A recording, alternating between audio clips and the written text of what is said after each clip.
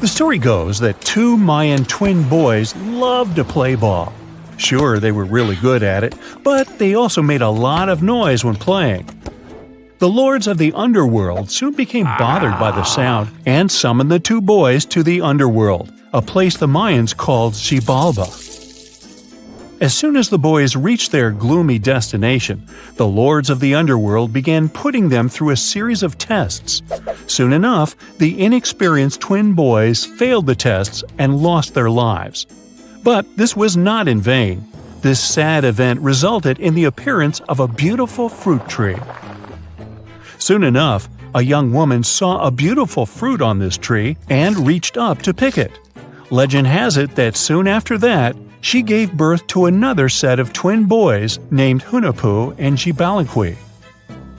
Just like their ancestors, these twins were great ball players, but they were equally as loud, and the lords of the underworld became annoyed again. They decided to ask this pair of twins to come to play a game in the underworld, hoping to get rid of them too. When the twins arrived, the lord sent them through a number of frightening places. The first one was the House of Gloom, which was very dark. They then passed through the House of Knives, where they had to avoid getting injured. The twins then built a fire in the House of Cold, so that they didn't freeze, and ran through the House of Jaguars, where they tricked the animals into not eating them. Finally, they entered the House of Bats, where they seemed to have lost their luck. One of the bats managed to run off with Hunahpu's head. The lords then challenged the twins to play ball with them, but the boys were clearly at a disadvantage. Xibalba placed a turtle on Hunahpu's shoulders to make up for his lost head, and they began playing. As the lords became distracted by an animal near the court, Xibalba stole his brother's head and placed it back in its place. Much to the annoyance of the lords, the twins were now able to tie the game. Hunahpu and Xibalba continued to perform a series of tricks for the lords of the underworld. One of them involved Xibalba injuring Hunahpu and then bringing him back to life. The lords were so impressed by the twins' performance that they asked them to do the same trick on them. Of course, the twins agreed, but after performing their trick on some of the lords, they refused to revive them. Seeing what had happened, the lords of the underworld admitted defeat and begged for their lives, promising not to intervene in the lives of people ever again. Hunahpu and Xibalba were happy to have avenged their ancestors and gained the respect of the lords. Legend has it that the lords of heaven were so impressed by the twins that they took them to live in the sky by turning them into the moon and the sun. The Maya civilization was one of the most dominant indigenous societies in history, and their folklore and traditions are still discovered and studied today. They used to live in a territory called Mesoamerica. It was made up of modern-day Mexico and parts of Central America like Guatemala, Belize, Honduras, Yucatan Peninsula, and El Salvador. They lived from 1800 to 900 BCE and up to 900 to 1500 CE. Apart from their impressive legends, the Maya were very skilled inventors. They're known for their calendars, writing systems, farming methods, and sports. Their writing, for example, was found preserved on buildings and stone monuments, as well as in rare books and pottery. It's a system made out of more than 800 hieroglyphics in various combinations. Each of those signs was said to represent a syllable. Their writing system was deciphered by accident by Tatiana Proskorakov, an American woman who initially studied to be an architect. Since she didn't find a job in her field, she eventually became a Mayanist in her own right, despite not being academically trained. She was the first to notice that the Mayan upended frog glyph meant birth, and that their toothache glyph meant the date when the king ascended to the throne. It made it easier for scientists to pinpoint birthdays, as well as the names of the rulers of a specific Mayan dynasty. They also invented the concept of zero, which is seen as one of the greatest innovations in mathematics, physics, and human history altogether. Sure, even back then, people understood the idea of having nothing, but the concept of zero as a number is a relatively new invention. A fun fact about Mayans is that they really liked hats. The bigger your hat was, the more important you looked. Not only was it a sort of fashion statement, but it also made them look taller, which was a big deal for their aesthetic. The Mayans also came up with one of the most intricate and complex calendars in human history. It was the first to use 0 as a placeholder. Their calendar ended on December 21st, 2012, which led some people to believe that it translated to the end of the world. Obviously, that was not the case. It just so happened that the date coincided with the end of a Mayan cycle of years. But you know, as advanced in science and astronomy as they were, they did make some mistakes. One of them was their belief that the world was flat. Their theory was that the 4 corners of the world were watched by the brother lords, who kept the sky from falling over their lands. Hats off for their menus, though, as they were well-known chocolate eaters. They turned eating chocolate into a form of art. The drink they made wasn't really like the hot chocolate we enjoy today, though. The recipe included mixing cacao with water, honey, chili pepper, cornmeal, and other ingredients to make a foamy, spicy drink. The ritual of drinking cacao was a crucial part of their celebrations. We're not done discovering all the amazing parts of their architecture and civilization. It was only a few years ago that a Maya pyramid was found at Tonina, in the Mexican state of Chiapas. It was estimated to be more than 1,000 years old. The reason why it escaped archaeologists for so long was that it lay hidden under what was believed to be a natural hill. The ruins of 2 Mayan cities have been recently discovered in the Mexican state of Campeche. Why didn't we find them until now? Well, they were concealed by really thick vegetation, which made it difficult for archaeologists to reach them. The Mayans didn't just disappear. Their descendants are still around today, many of them choosing to live in their ancestral homelands. You can find them in Guatemala, for example, where the Maya people make up the majority of the population. Overall, the Maya ethnic group contains people that speak different Mayan languages, such as Yucatec, Quiche, Quechua, or Mopan. They had no idea what a spa day was, but the Mayans really enjoyed a nice sweat once in a while. Sweat lodges were discovered around ancient Mayan sites. They were built out of stone or adobe. These rooms were an essential part of their cleansing and healthcare rituals. One of the earliest sweat lodges was found in Quello in northern Belize and appeared to date back 3,000 years. One of the most important parts of the Mayan culture was a ball game which they named Pix. It had both political and spiritual significance. We can see ball courts at important parts of Mayan archaeological sites. The main goal of the game was to pass a rubber ball through a very high stone hoop without using your hands. Basically, it was a combination of soccer and basketball. However, it could have serious consequences. The loser could, at times, even lose his own life. Ooh, high stakes indeed. Because of this game and the need for bouncy balls, the Mayan people were some of the first cultures to use rubber. They made it using natural latex. There were different kinds of rubber depending on what natural substances the latex was mixed with. And that, my friend, is the way the ball bounces. Sorry, but you know me, I just couldn't resist.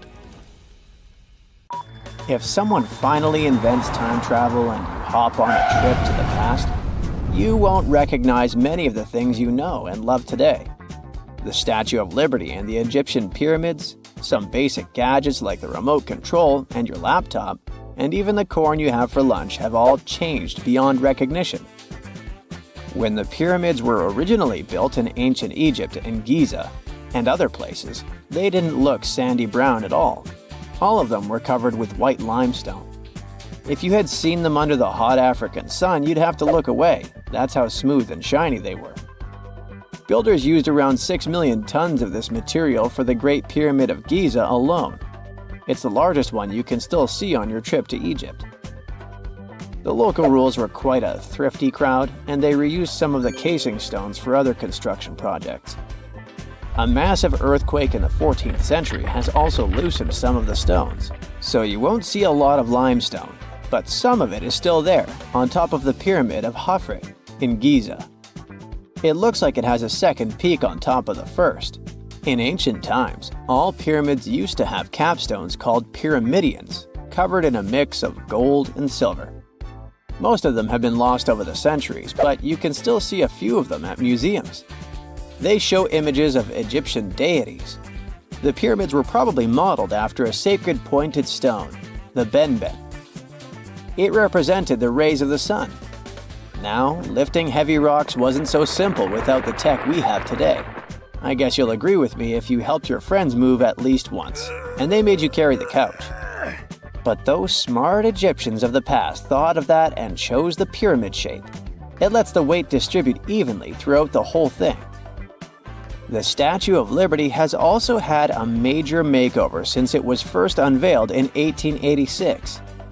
Believe it or not, it used to be a shiny brown color, just like a penny. 20 years later, it changed its color to green. It wasn't a fashion statement, but a chemical reaction. The statue is covered with hundreds of thin copper sheets. When copper reacts with air, it naturally forms a protective layer called verdigris. This layer protects what's under it from corrosion, and that's why statues and other things made of copper, brass, and bronze can last so long. When Lady Liberty first turned green, people in authority decided it would be a good idea to paint it all over. It was way before social media, so you couldn't just drop an angry comment under the post describing the idea. But they wrote about it in the local newspapers, and the public didn't love the idea.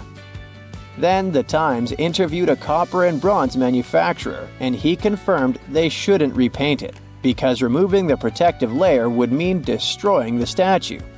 Over the years, people have suggested painting Lady Liberty several times, but no one has ever done it.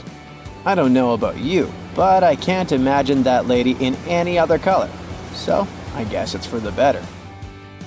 You love bananas as much as I do? Next time you enjoy a juicy soft one, remember you gotta thank selective breeding for that texture. The original wild bananas had many large, hard seeds and not so much delicious pulp. And hey, who doesn't like a sugary watermelon? It has a history of over 5,000 years, and it used to have bitter, yellowish white flesh and was really tricky to open. Selective breeding saved the day again, and watermelons got way sweeter. Japanese scientists went further and invented the seedless version. Corn's grandmother is a Mexican grass called teosinte. The kernels in this grass were small and hard to get. Farmers from many thousands of years ago saved the seeds only of those plants that were larger or tastier, or with kernels that were easier to grind. Thanks, my friends, for giving us the corn that's edible and even delicious. And just imagine, wild avocados were so small that they could easily fit in the palm of your hand. The pit in them was so large you wouldn't find much edible material inside. They also had a much harder shell than the ones we're used to. You probably wouldn't get a lot of work done without your beloved computer today, but I can't tell you exactly whom to thank for this invention. The ABC from 1942 is one of the contendants for the title of the first computer. It's short for the Atanasoff Berry computer, named after its inventors at Iowa State University. The ABC weighed over 700 pounds. Yep, yours must be way lighter than that. That big boy consisted of around 300 vacuum tubes and had a rotating drum, a little bigger than a paint can, and had small capacitors on it. A capacitor is a gadget that can store an electric charge, like a battery. The ABC could solve problems with up to 29 different variables to help scientists save some time. Like modern computers, it used binary digits, ones and zeros, to represent all numbers and data. Because of that, it was possible to do the calculations electronically. And now, my favorite part, the ABC finished one operation about every 15 seconds. Just for you to compare, it's millions of operations per second now. Unlike the tech we use today, the ABC did not have a changeable stored program, so the program could only do a single task at a time. An operator had to write down the intermediate answer and then dial that back into the computer. Sounds like another reason to be happy we live in the 21st century. That remote control you use for all sorts of appliances has gone a long way too. Nikola Tesla, who gave us alternating current, designed one of the first wireless remote controls back in 1898. He named his invention teleautomation and demonstrated it on a miniature boat controlled by radio waves. The boat had a little metal antenna attached to it. Tesla sent signals to the boat using a box with a lever and a telegraph key, which was his version of a remote control. Those signals set electrical contacts on the boat into motion and moved the rudder and the propeller, and Tesla was controlling the boat. The concept of the remote control soon spread to other gadgets. The first television remote control followed in 1950. It was designed by the Zenith Radio Corporation, called LazyBone. Don't take it personally, please. This LazyBone had a massive cable that was attached to the TV set, and those who tried it didn't fall in love with the invention because they tripped over that cord. I feel your pain, my friends. If you live or work on one of the top floors, you gotta love this one. Meet the first passenger elevator. It traveled at the speed of 40 feet per minute.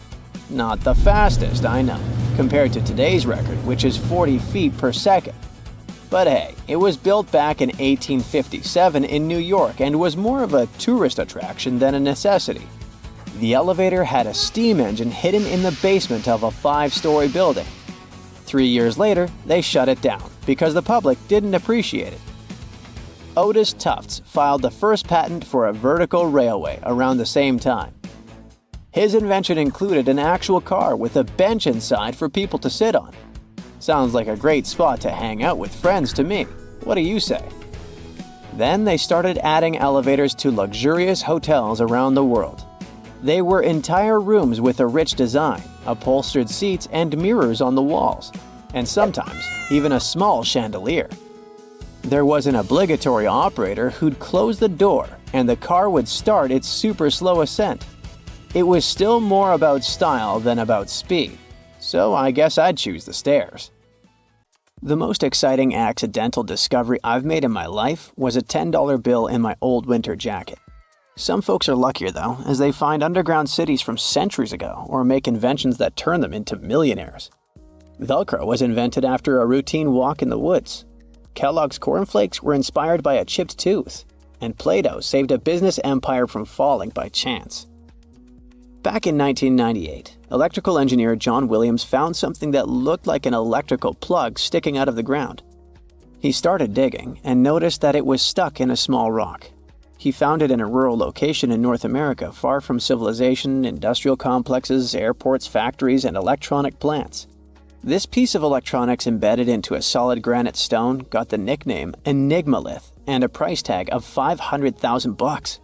Some scientists are sure it's a big hoax and not a souvenir left by some visitors from space, as Williams claims. But the finder of the rock wanted to prove that it was a real piece of ancient technology, some sort of an electrical connector. If it's not a hoax, then this little find could be proof that humans, or some other civilization from the past, were way more advanced than we ever thought.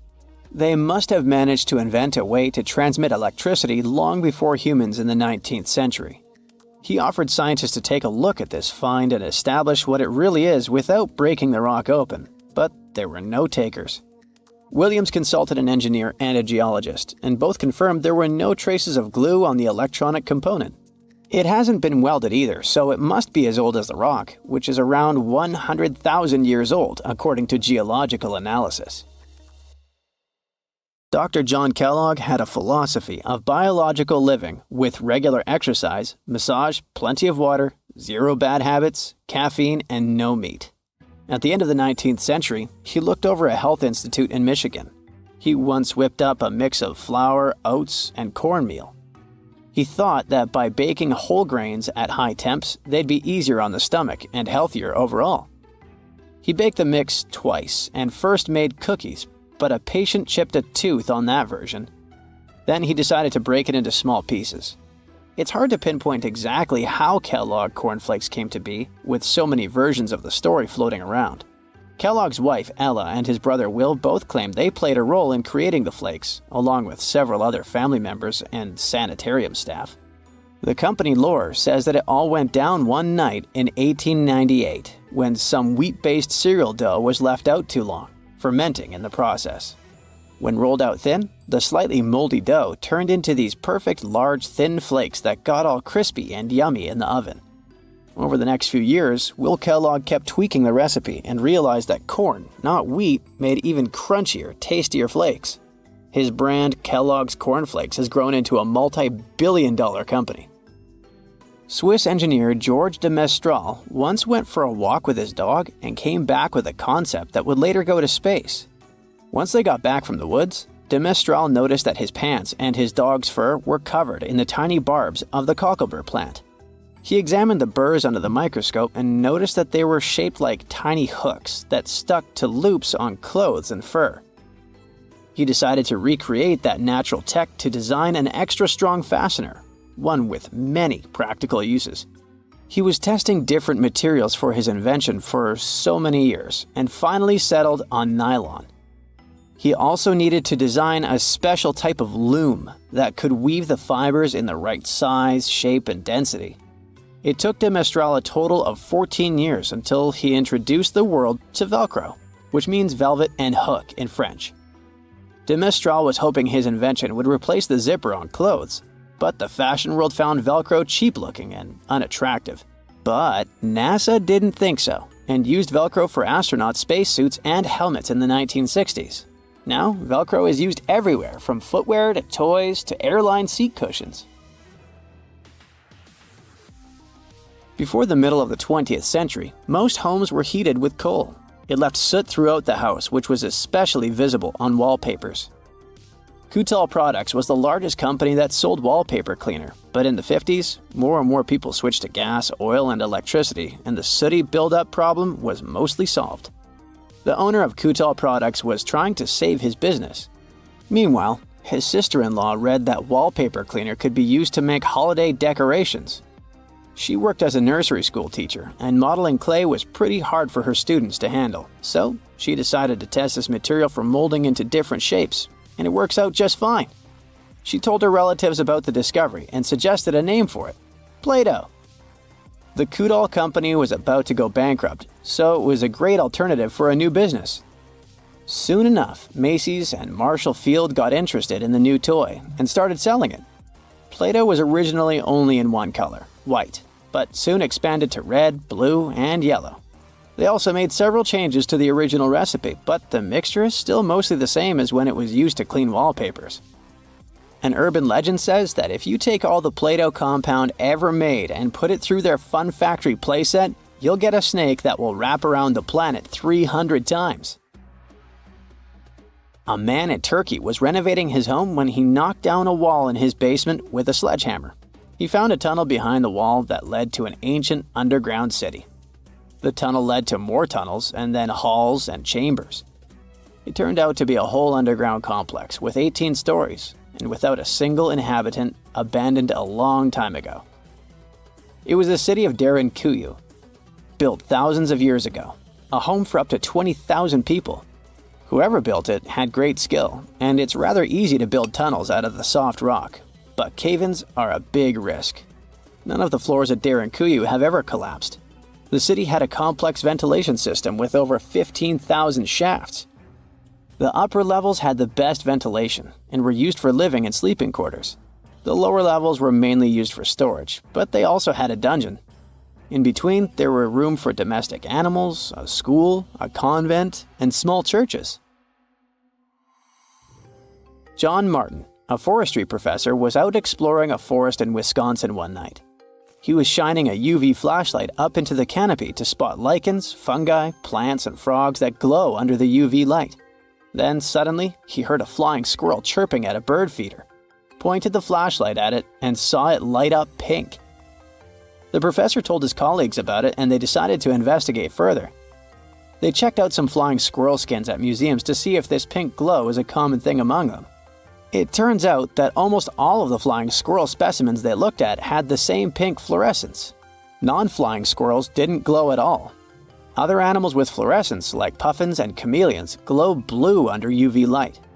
The only other mammals with fluorescent fur are around 20 species of opossum. They live in different ecosystems and have different diets.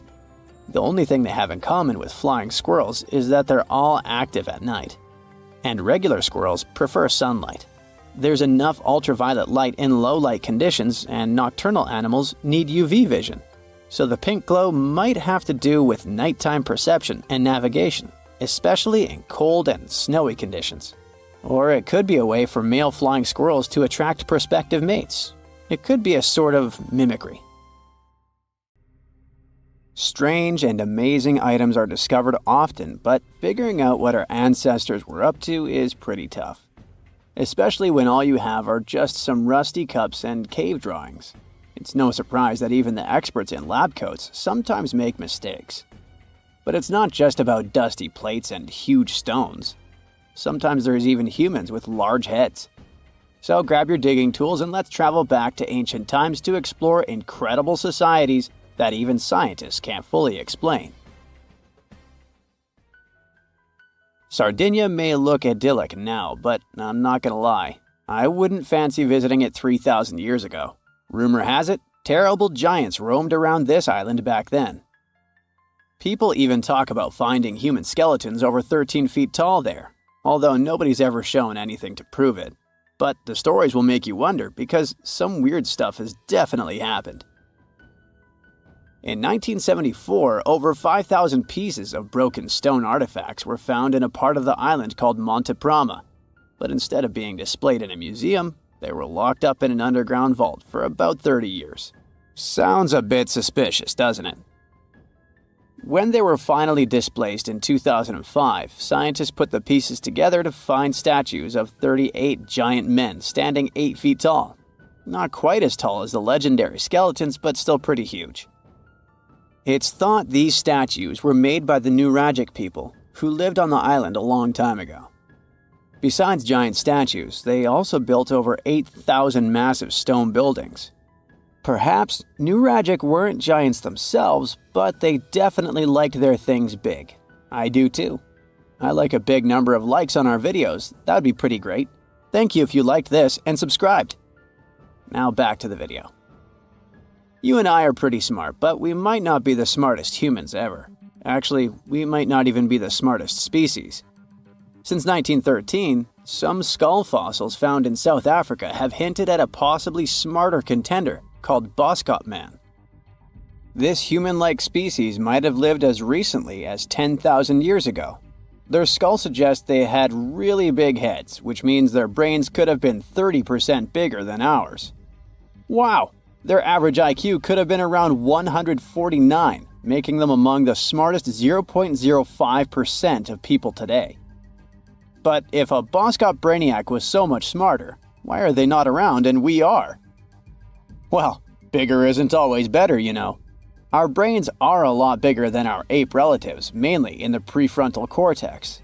This part helps with high-level tasks like making decisions, remembering things short-term, and being aware of ourselves. The parts of the brain that handle our senses and movements haven't really grown much.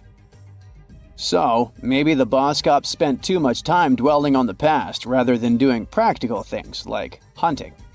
But this is all just guessing. We really don't know what happened to these clever cousins of ours.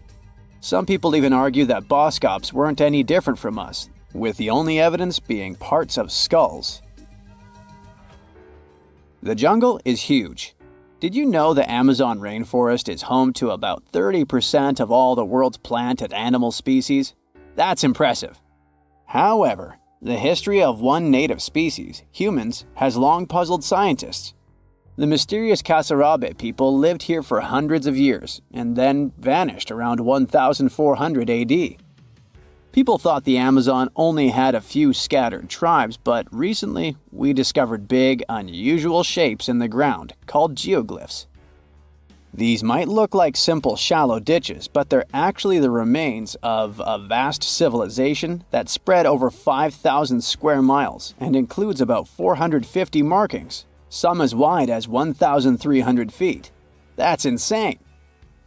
They likely contained ceremonial buildings and could have hosted up to 1 million people as recently as 550 years ago. Thanks to new technology like LiDAR, which uses a safe laser to map the forest without harming it, we can explore deeper. In 2019, some scans showed miles of raised roads and pathways and even pyramids over 70 feet tall. They found 26 separate settlements, 2 of which were at least 250 acres each. Damn, that's like 330 soccer fields. It's not certain what happened to the Kasarabi people. Maybe European conquistadors drove them out. Maybe the most baffling ancient civilization is one we've never actually found a trace of. Yep, I'm talking about Atlantis, the grand city that supposedly sank into the ocean. The first mentions of Atlantis come from the ancient Greek philosopher Plato, who talked about a great city near the Strait of Gibraltar. But for ages, everyone just thought Plato made up Atlantis as a perfect version of his own Athens. So why, about 12,000 years after it supposedly vanished, do we still wonder if it might be real? Well, in the 19th century, U.S. Congressman Ignatius Donnelly wrote a book giving 13 reasons why he thought Atlantis was more than just a myth. Then, in 1965, some folks thought they actually found Atlantis when they discovered the Richat structure, a massive 25-mile-wide dome in Mauritania, Africa. It's so big that you can see the whole thing from space. 2 astronauts flying over the Sahara Desert spotted this giant eye staring back at them and thought they'd made the discovery of a lifetime. Unfortunately, there's no solid evidence linking this structure to Atlantis. It's believed to have formed from volcanic activity about 100 million years ago. But it does look suspicious, doesn't it? Still, we're no closer to knowing the truth. Imagine going back to about 3,300 BCE and finding yourself in South Asia. Welcome to the Harappan civilization. These people were way ahead of their time. They had cities like Harappa and Mohenjo-Daro, complete with baked brick houses, sophisticated drainage systems, and even public baths. This place might have had over 5 million people, making it one of the densest regions at the time. They also invented a system of standardized weights that was incredibly useful for traders. And trading they did. These people had connections stretching all the way to the Middle East, thanks to their great skills in metallurgy. They even had a form of ancient branding. The seals were used to stamp clay on trade goods. Despite being so advanced with a thriving urban life, there's a whole bunch of mystery shrouding their language and script. We've got bits and pieces of their writing, but no one's deciphered them yet, even with all the technology we have today. We also still don't know how exactly their society worked. It looks like they didn't flaunt their social status as much as other civilizations. No grand palaces or massive monuments. Instead, their largest buildings might have been granaries. They sure were practical. Unfortunately, all good things must come to an end. Around 1800 BCE, this bustling civilization started to decline, possibly due to shifts in river patterns. As the environment changed, the Harappans packed up, moving towards more hospitable lands. Ever heard of the Minotaur? The beast with a bull's head and a man's body, hunting the bravest travelers in a massive maze. Well, this wasn't just any old tale. It was one of the most popular dramas of the ancient world.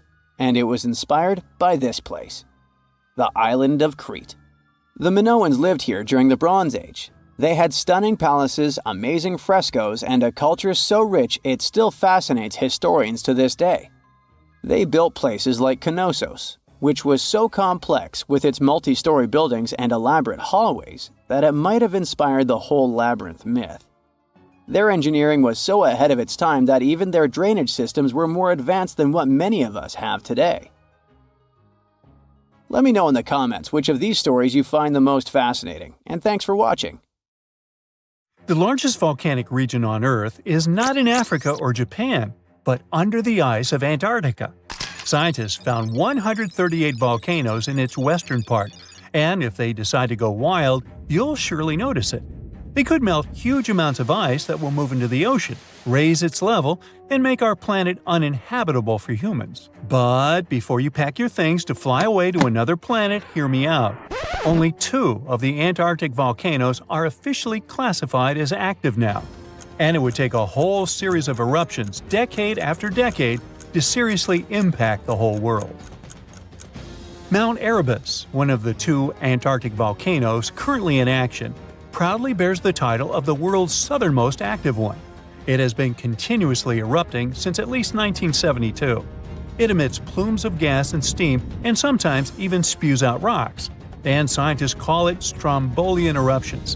One of the coolest features is a lava lake in one of its summit craters, with molten material on the surface. Such lakes are rather rare because they need certain conditions to make sure the surface never freezes over. The second active volcano is Deception Island, a horseshoe-shaped landmass. It is the caldera of an active volcano that last erupted over 50 years ago. Scientists who monitor it say it shouldn't go wild anytime soon. Antarctica also has plenty of fumaroles. Those are volcanic vents that release gases and vapors into the air. In the right conditions, they can spew out enough stuff to build fumarolic ice towers up to 10 feet tall. Scientists keep an eye on the Antarctic volcanoes with seismometers that detect when the Earth starts trembling from volcanic activity. Sometimes they also use more complicated tech, but it's all really challenging because of how far away this polar region is and how tricky it is to get there. That's why no one can predict when one of the continent's volcanoes that are now sleeping might erupt. We can guess what this waking up would look like if we analyze the events from nearly 20,000 years ago. So, shall we? One of Antarctica's sleeping volcanoes, Mount Takahe, had a series of eruptions and spewed out a good amount of halogens rich in ozone back then. Some scientists say these events warmed up the southern hemisphere. Glaciers started to melt and help finish the last ice age. For these events to repeat, we'd need a series of eruptions with substances rich in halogens from one or more volcanoes that are now above the ice. It's an unlikely scenario, but since it already happened in the past, it's not completely impossible. As for volcanoes hiding under a thick layer of ice, it looks like their gases would hardly make it to the atmosphere, but they would be strong enough to melt huge caverns in the base of the ice and produce a serious amount of meltwater.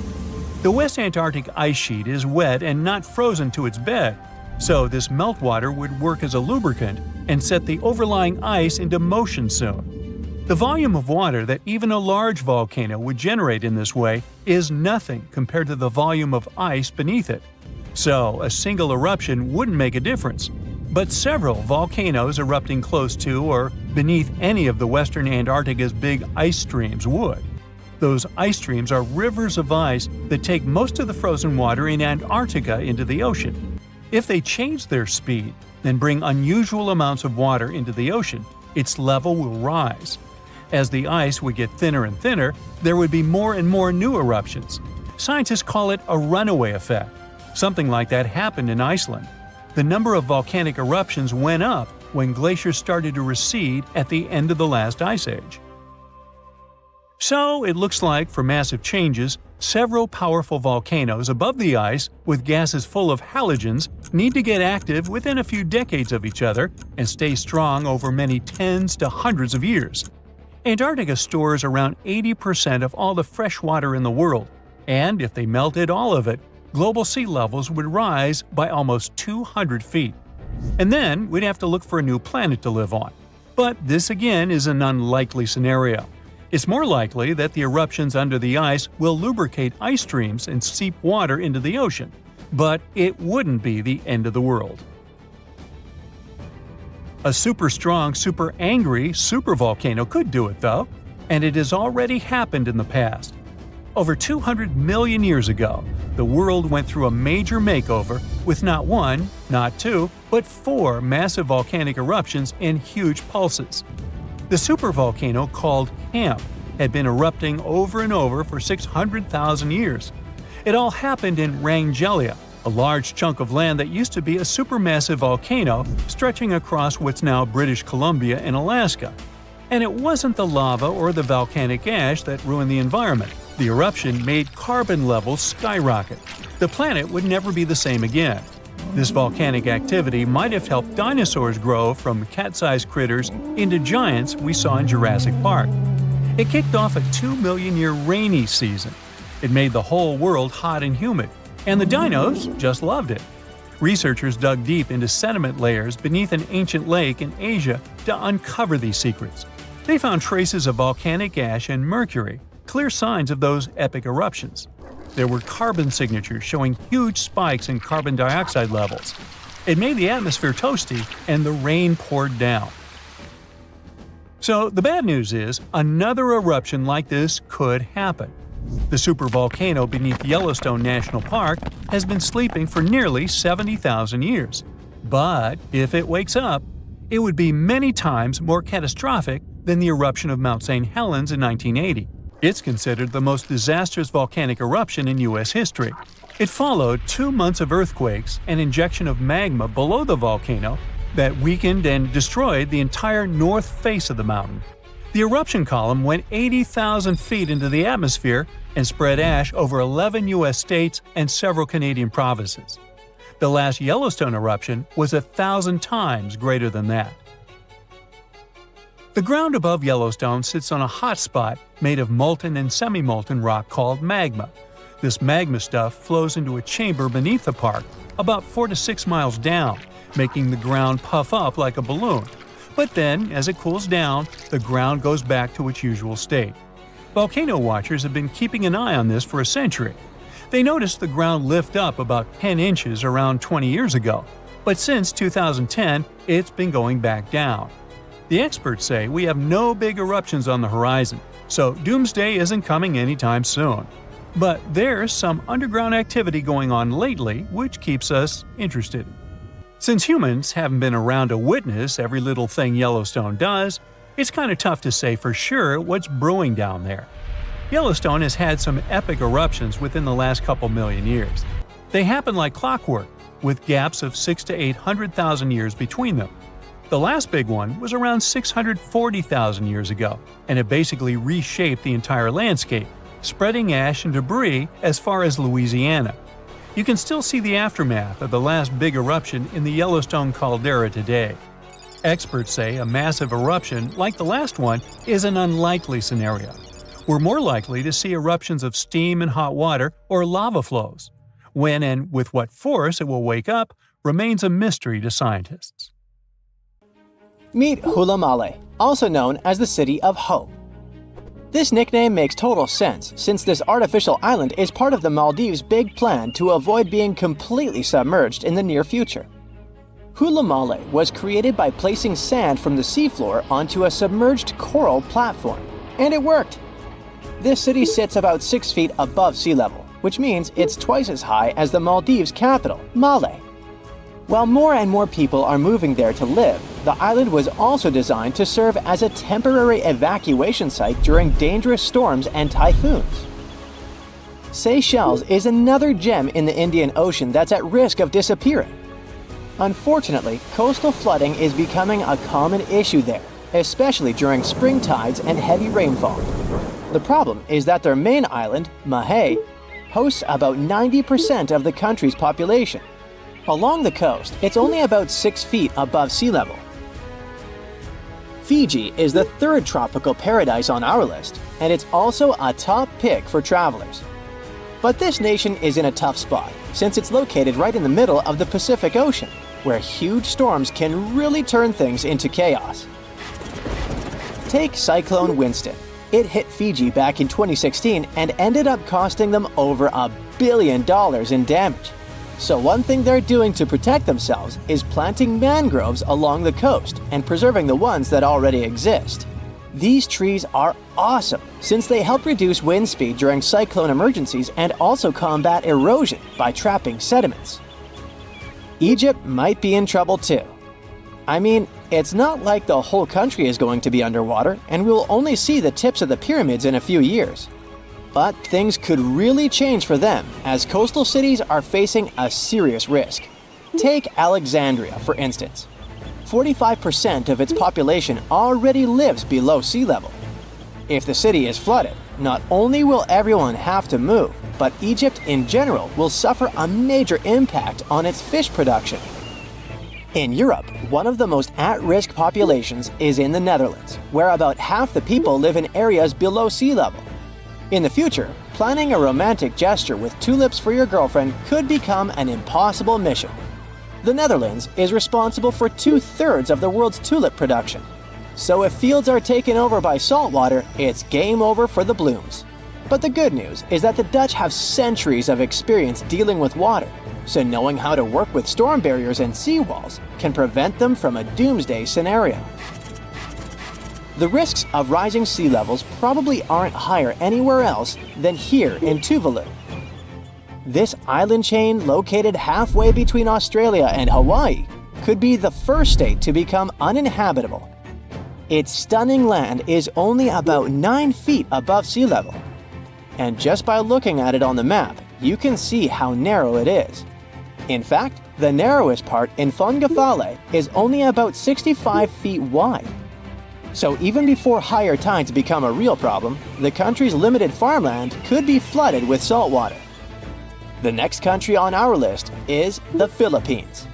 This archipelago in Southeast Asia boasts some of the most stunning scenery, but it faces the risk of flooding for 2 reasons. First, due to rising sea levels, and second, because of crazy, unpredictable weather. Since 1990, events like cyclones, earthquakes, and tsunamis have cost the country over $20 billion.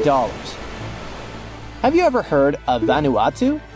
This chain of islands, spread out between Australia and Fiji, could be flooded soon. Vanuatu was one of the first Pacific nations to relocate an entire community to a safer spot. Back in 2005, residents living in risky coastal areas of the northern island of Tegua moved to higher ground. Next up, the Marshall Islands, a country located in the Central Pacific. Studies show that 40% of the buildings in the capital city, Majuro, could end up underwater in the future. But this country isn't throwing in the towel just yet. They've got a game plan. They are fortifying the infrastructures of their low-lying airport, relocating key buildings to higher ground, and putting up seawalls on rural islands. Heading south, we've got Nauru. This is actually one of the smallest countries in the world, covering just 8.1 square miles. Today, it's home to 10,000 people, but it's on the brink of becoming uninhabitable. Water levels are rising about 3 times faster there than the global average. The Buada Lagoon sparks special concern since it's the only surface freshwater resource, and it's located only 16 feet above sea level. Our next stop in the Pacific Ocean is the Republic of Palau. Rising sea levels are no joke for them either, but protecting their crops, especially taro, is a priority at this moment. About halfway between Hawaii and New Zealand lies Samoa, and this country is dealing with a unique situation. Not only is the volume of water increasing there, but their land is also sinking. You see, a couple of strong earthquakes and tsunamis hit Samoa back in 2009. So as the crust bounces back to its original position, the overall land surface is actually going down. Because of this, their housing and main infrastructure could take a serious hit, especially since all their airports are along the coast. Let's head to Kiribati. This Pacific nation has a big problem with frequent flooding because most of its people and infrastructure are near the coast. Apart from the volcanic island of Banaba, none of Kiribati's land is more than 6.5 feet above the ocean. To tackle this situation and keep their population safe, they had this big idea of making a massive floating platform, kind of like the ones oil companies have. But the problem is that it would cost them a fortune, as the project is estimated to be around $2 billion. If visiting Vietnam is on your bucket list, you better hurry up. The top 10 things to do there mostly involve cruising to jaw-dropping spots like down to Ha Long Bay, also known as the Descending Dragons Bay. But by 2050, the surrounding land over there might be underwater. Another huge problem Vietnam is facing is that the main rice fields are getting salty. And if you're into Vietnamese food, you know how important rice is for them. Right now, they're especially concerned about the Mekong Delta region being vulnerable. After all, this is a highly fertile area responsible for most of Vietnam's agricultural output, with over 50% of it being, rice. This nation is really putting in the effort to adjust to this new reality. They're flushing the rice fields in the Mekong Delta with fresh water to get rid of the saltiness. Our next stop is in the Caribbean Sea. Grenada is an island country, but you may know it as the Island of Spice, since its tropical climate is just perfect for cultivating things like nutmeg, cinnamon, cloves, and ginger. Unfortunately, Grenada and its incredible fertile soil also face an uncertain future of being submerged.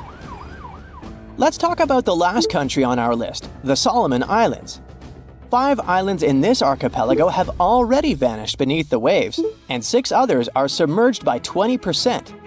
They include the Nusa Evili Island, which was once a hotspot to go to for a picnic in the early 2000s. Even though the situation is complicated, it's important to note that more than 300 of the islands there are inhabited.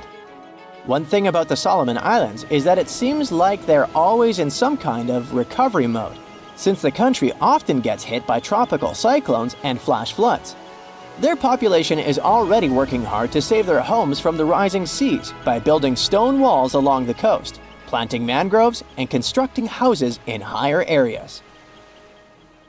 Welcome to Rapa Nui, better known as Easter Island. It's a tiny speck in the vast Pacific Ocean, 2,200 miles away from the coast of Chile. This island is most famous for its eerie moai statues. This place is also home to one of the most mysterious writing systems in the world, called Ronga Ronga. We found it on 27 small wooden tablets. For years, historians have been arguing about the true history of these tablets, and now we might have found the truth. Humans first set foot on this island in the 12th century. For many years, it was home to the Rapa Nui people. They were pretty isolated out there in the Pacific Ocean until Europeans arrived in the 1720s. Europeans brought with them lots of troubles, leaving only a small fraction of the native population alive. Later in the 19th century, a missionary, Eugene Iro, went to the island and discovered the wooden tablets with intricate symbols carved on them. He wrote how marvelous they are, but there are hundreds of them on the island, and that they can be found in every household. But unfortunately, not all of them survive to this day. We've only got 27 of them. Some of them were heavily weathered, burned, or otherwise damaged, and now they're scattered all over the world in museums and private collections. Some of the language's artifacts were carted off to Tahiti and then to Europe by Europeans, leaving none behind on Easter Island itself. The 4 sacred tablets found their home in a congregation in Rome. They were the ones used in the recent discovery. For years, historians have been arguing whether this writing system was made up by the islanders themselves or they borrowed it from Europeans. To find the truth, they decided to use a technique called radiocarbon dating. All organic materials, like wood, charcoal, and so on, contain a tiny amount of a radioactive form of carbon called carbon-14. When life comes to an end, things stop taking in carbon-14, and the amount they had starts to decay over time. By measuring how much carbon-14 is left in a sample, we can assume how old this sample is. This is how we learn the age of many fossils and artifacts. So, they looked at the age of some Ronga Ronga tablets. 3 of them were crafted from trees grown in the 18th or 19th century, which aligns with the arrival of Europeans. However, one of them is older than the Europeans' first visit to the island. There are 2 reasons to believe that Rapa Nui people created this writing system themselves. First, Ronga Ronga works differently from European languages. Decoding it is a pretty hard task. Unlike English, this language boasts over 400 unique glyphs, none of which resemble any known writing system. There were many attempts to decipher this language, and none of them were successful so far. And second, one of the tablets is shown to be from around the 15th century, before the Europeans arrived. The problem is that radiocarbon dating can only tell us when the wood the tablet was made from was cut down, not when the writing was put on it. And since we've only got one tablet to go by, this isn't enough to be completely sure. On the other hand, why and where would they preserve cut wood for over 200 years just to grab it and write something on it one day? But anthropologists and historians say that it's possible. Scarce wood resources might have led the islanders to reuse old driftwood, which could be centuries older than the writing itself. This is known as the old wood problem in archaeology. Plus, the tablet looks very preserved.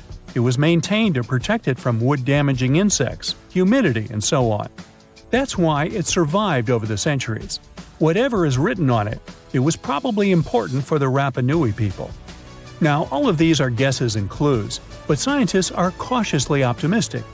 They believe that ronga-ronga could be one of the rare instances of independent writing invention, like those of the Sumerians or the Egyptians.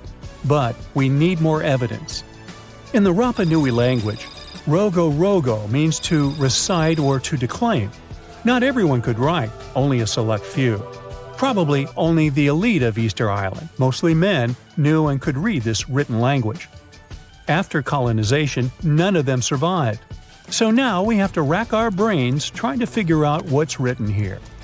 First, scholars can't agree on what type of script it is. We aren't even sure that this was their language. But even if it was, we don't know whether it's a primitive form of writing or a fully developed system. In the 1990s, a linguist, Stephen Roger Fisher, believed he might have cracked the code of ronga-ronga structure. His idea was that these tablets conveyed cosmogonies. Cosmogonies are stories or narratives that explain how the universe was created and how natural phenomena came to be. They often come from ancient traditions and cultures, like those found in East Polynesia. The tablets could have talked about things like how the world began, where everything came from, and how different aspects of nature, like the stars or the mountains, were formed. This would also explain why only the wise elite could write.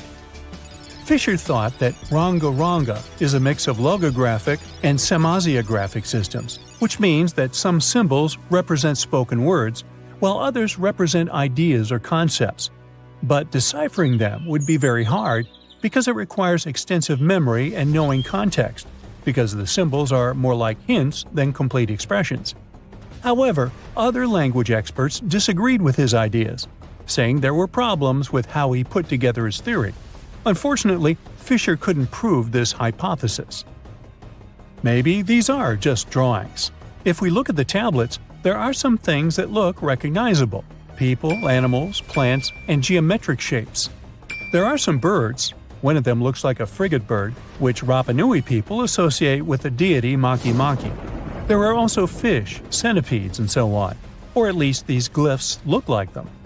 Could it be just art or a form of decoration? Maybe, but there are some problems. The glyphs show a high degree of complexity and structure. They also keep the same style. For example, there are several symbols that show something human-like with a raised hand. The only difference is different heads. As if it wasn't complicated enough, this unique writing style also uses a system known as reverse boustrophodon.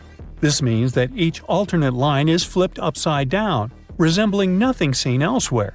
We don't know why they would turn the tablet upside down after each line.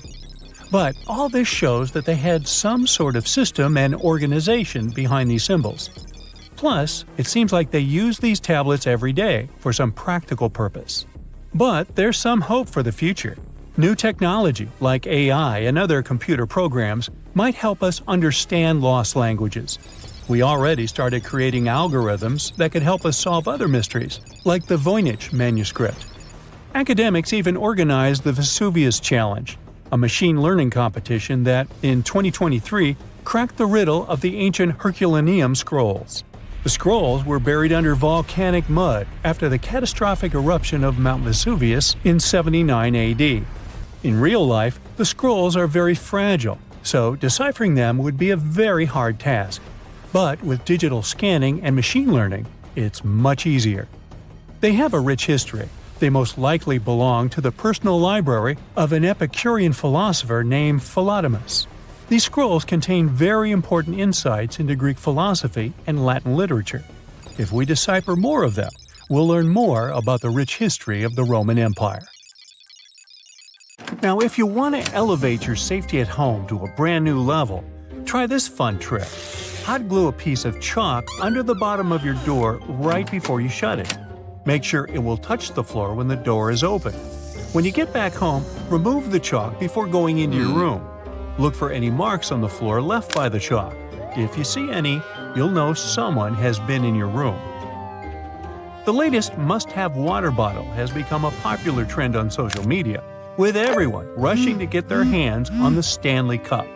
However, there has been a warning from experts after a woman's car was vandalized in order to steal the viral cup. Although these oversized flasks have become a popular accessory, they have also turned into a target for thieves. Recently, a woman shared on social media that her car windows had been smashed and her Stanley Cup had been stolen. With the cups costing around $40, experts are warning car owners that they may be at risk of attracting criminals. The bottom line here: if you have some trendy possessions, do not show them off. There might be someone ready to steal them from you. When you get home, try not to switch on the lights right away, especially if you're in an apartment building. You never know whether someone has been following you and is now waiting to see which window will light up. It's always best to be cautious and come up with a quick solution. Leaving a light on in your apartment or on the porch can make a big difference. It's a small price to pay for your safety and peace of mind. Want to make sure your car keys are set up in the safest way possible? Check out this easy tip. When you're getting into your car, look for the option on your newer car key fob that lets you choose which doors to unlock when you press the button. Choosing to only unlock the driver's door is a smart move in case you ever need to make a quick escape. If all the doors unlock at the same time, it's easy for someone to hop in the back while you're getting in the front. Make sure you always have enough gas in your tank, especially at night. You never know what might happen. So picture this: you're driving home from your parents' place, and you see you've only got a quarter tank left. It's scary to think about running out of gas, right? And what if someone sketchy is following you, making it clear they're tracking your every move? Yow! So remember, always keep your gas tank filled up for those unexpected moments. It's a great idea to have a pair of men's work boots by the front door when you have maintenance workers or contractors coming to your home. Leaving out clothing, like boxers, around the house can also give the impression that someone else is at home and should be left undisturbed. Avoid using highly personal bumper stickers on your car that could reveal information about your school, hobbies, or other identifying details. This could make it easier for others to track your movements and activities. When using valet services, make sure to remove your car key from the key ring holding other keys. It's important to be cautious and not overlook the possibility that someone could be lurking behind the venue with a key copier. They may gather your information and location, leading to potential robbery in the future. Stay vigilant and keep your car keys secure. Now, it's recommended that you should walk against traffic while on the street. This means facing the oncoming cars rather than having them approach you from behind. Walking against traffic is safer, as it reduces the risk of a car pulling up beside you or behind you and someone potentially snatching you. This is a common occurrence in movies. If you have your routine well scheduled, you may want to reconsider the timing from time to time. The thing is, by adhering to particular hours and places, you're making yourself vulnerable to being easily tracked and potentially targeted for criminal activities, such as theft or trafficking. It is advisable to consider alternatives and break out of this predictable pattern.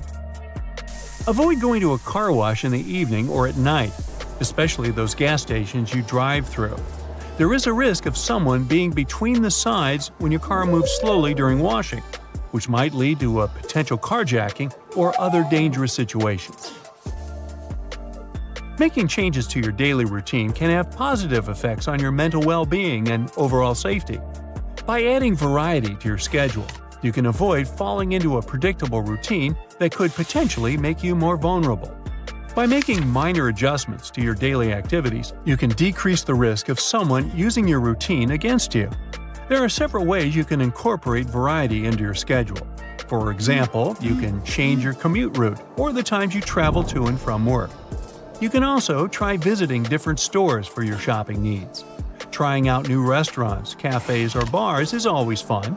Plus, by changing your restaurant preferences, you sort of break out of that predictable pattern of yours. Now, when living alone as a woman in a large or small apartment complex, it may not be advisable to display a doormat outside your door that is feminine or cutesy. This could potentially alert individuals involved in criminal activities, such as kidnapping, to the presence of a woman living in the apartment. Now, every car is assigned a unique vehicle identification number, also known as a VIN. Although it may seem insignificant, VIN switching is a common tactic used by thieves when selling stolen vehicles. By etching your VIN onto each window of your car, you're deterring thieves from engaging in this illegal activity. The process of changing windows with an etched VIN is both costly and time-consuming, making it less appealing for criminals to resell the car. Some professionals offer services to etch your VIN into your windows, eliminating the need for you to do it yourself. Having increased security measures in your car is important. Criminals tend to avoid vehicles with advanced technology, and this is supported by data showing that Tesla and other high-tech cars are less likely to be stolen. Despite this, it is important to note that just because a car is modern does not guarantee it is completely secure. Many modern vehicles come equipped with engine management diagnostic ports, which can be incredibly useful but also have their drawbacks. These ports can potentially be used to unlock or start a vehicle. If your car has this feature, it may be wise to invest in a lockable cover as an added layer of protection. Now, according to Michael Frazier, former burglar turned security expert, it is not advisable to use a "Beware of Dog" sticker if you have a dog. Burglars may view this as an easy way to assess whether or not there is a security system in place. In reality, if a dog is able to move freely around the house without triggering any alarms, a human could do the same. Burglars are aware of this and may take advantage of the situation. Additionally, many dogs can be easily won over in a short amount of time, unless they have been specially trained to be wary of strangers. In these cases, burglars can easily lock the dog away in another room, leaving the home vulnerable to theft. However, our dog Piper barks at anyone and anything all the time, no matter what. So, burglars, beware. Michael also suggests adopting a burglar's mindset. Ask yourself, how would I break in? This exercise can help you identify weak spots in your home security. Take a walk around your house and look for easy entry points, such as windows that are easily accessible. Also, be cautious about displaying valuable items, like laptops, in view of the street. Additionally, when disposing of empty boxes from new electronics like TVs or computers, avoid leaving them near your trash can. This can signal to potential thieves that you have expensive items inside. Instead, make sure to break down the boxes and store them for recycling. Most rivers in the world flow into the sea, but the Okavango in Africa takes its massive waters right into the Kalahari Desert, and it looks like this river manages to do the impossible and defies gravity. The Okavango starts in the highlands of Angola, runs for 1,000 miles like any other normal river, and then drops into the largest inland delta on Earth, known as the Okavango Swamp. The delta has land slopes dropping at nearly 150 feet, which is about half as tall as the Statue of Liberty. The area where the Okavango Delta is now used to be part of a lake that dried up around 2,000 years ago. It takes the Okavango water several months to complete its journey, and the landscape there is never the same. The first European to have found the delta was the Scottish explorer David Livingstone. Yeah, the Dr. Livingstone, I presume, guy? That's him. When he first saw it, he was shocked as he noticed that the water seemed to be flowing backward and even uphill. He saw two strong watercourses connecting the Okavango to the wetland systems to the east. Decades later, other explorers saw them completely dry. Several years later, the watercourses were full again, and they kept emptying and filling up, sometimes changing direction. Scientists managed to explain this mystery when they found a hidden network of faults, part of the Great Rift Valley, under the sand. When major earthquakes happen, like the one in Indonesia in 2004, the Earth sets off a chain reaction. Tiny cracks underground shift just enough to send a trickle of water down the river, and a flood begins, raising the water levels. Plus, in May and June, when winter begins in the southern hemisphere, floods bring more fresh water and life to the swamp. Islands get submerged completely during the peak floods and then resurface again at the end of the wet season.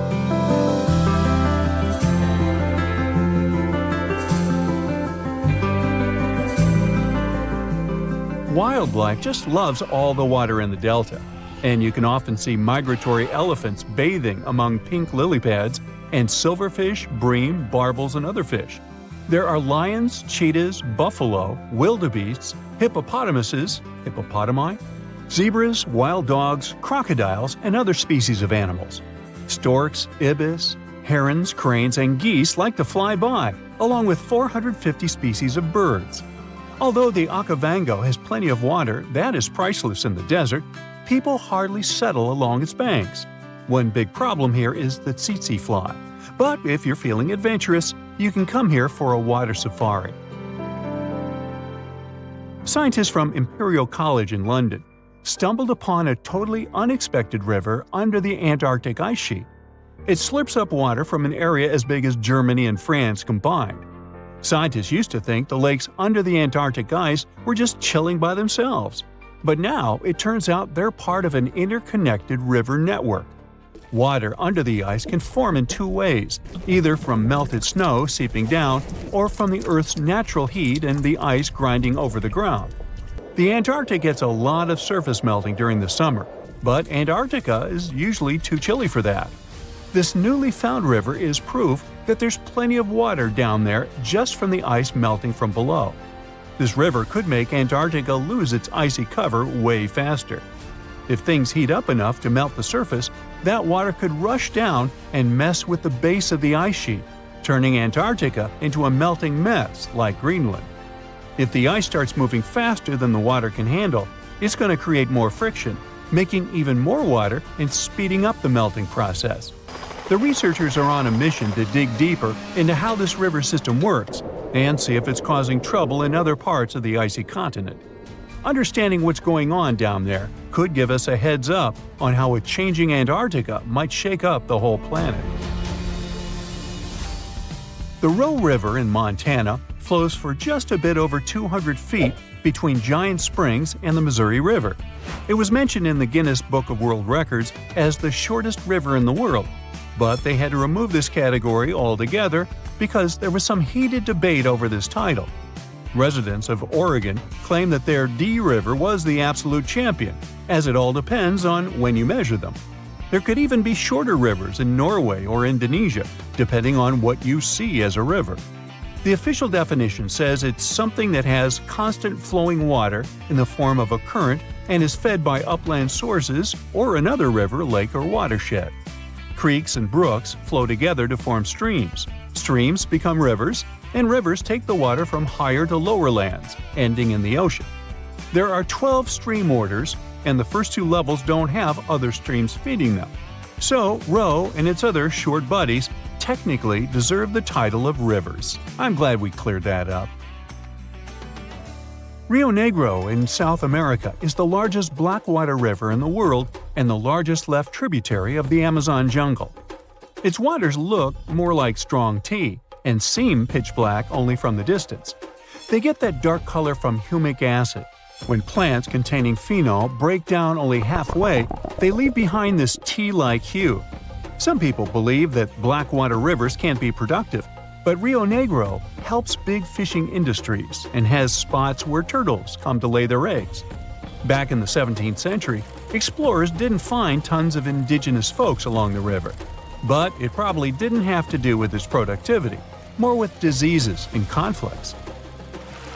There are around 700 different fish species documented in Rio Negro's basin, including at least 100 you won't find anywhere else. A bunch of those fish end up in aquariums, like the super popular cardinal tetra. There is a canal connecting Rio Negro and the Orinoco, which is another major river in South America. Many aquatic species try to move between the rivers, but only the toughest can handle the mix of blackwater and clearwater sections in that canal. There's a unique creek in Wyoming that drains both into the Pacific and the Atlantic Oceans. It begins high up in the Teton Range and later splits into two branches. The Pacific Creek joins the larger Snake River, which merges with the Columbia River and finally reaches the Pacific Ocean. The Atlantic Creek heads east and flows into the Yellowstone, Missouri, and Mississippi rivers and eventually empties into the Gulf of Mexico. If you connect the two creeks' watersheds on a map, you'll get a single blue line between Oregon and Louisiana. Explorers who were looking for the Northwest Passage between the two oceans never knew they could have used the creek. They would just need really tiny boats. Some scientists believe that cutthroat trout knew about this route long before people. They managed to migrate from the Snake River to the Yellowstone River, most likely using the Two-Ocean Creek. Now, every summer, the Caño Cristales in Colombia turns into a liquid rainbow, or the River of Five Colors. At this time, and until the end of fall, the conditions are just perfect for the riverbed to turn bright red, yellow, green, blue, and black. You gotta thank certain aquatic plants growing in the river, a special type of seaweed for all this beauty. During the wet season, the river moves fast, and the sun cannot get to these plants. When the dry season hits, there isn't enough water to feed them. So, the time in between the seasons has the perfect conditions for this colorful show. No other place in the world has anything similar. So, at some point, the number of tourists who wanted to see it became so huge that scientists got concerned it could be bad for this hotspot of biodiversity. The area is home to rare species of animals, birds, and plants. Now, there are ecotourism trails and strict opening hours for visitors. So, a team of archaeologists digging in the far north of Zambia stumbled upon something that could change all we know about early humans. Was it a Walkman? Nah. It's a wooden structure built around 500,000 years ago, the oldest of its kind on Earth. The construction consists of two logs that had been shaped to fit together, something like Lincoln logs, those toy building sets. There's no chance that the two logs could have just drifted along the river and merged in that shape naturally. They were carved with sharp tools before Homo sapiens, or modern humans, appeared in Africa. Researchers don't know which species of ancient humans could manage to create something like this, but they were pretty great at planning and maybe even used some language to discuss their construction projects. It also means we can't be so sure that Stone Age folks were just wandering nomads. They might have been more settled down than we thought, with enough resources to stick around in one place. Finding wooden stuff from the Stone Age is like looking for a needle in a haystack, because it decomposes over time, much like Beethoven. But this one was found near Colombo Falls, near the border of Zambia and Tanzania. The construction might have been a walkway, a firewood or food storage spot, or a base for shelter. It was preserved so well in waterlogged sediments that have no oxygen and kept the construction fresh. The discovery has marks left from tools that were used to make the two pieces fit together.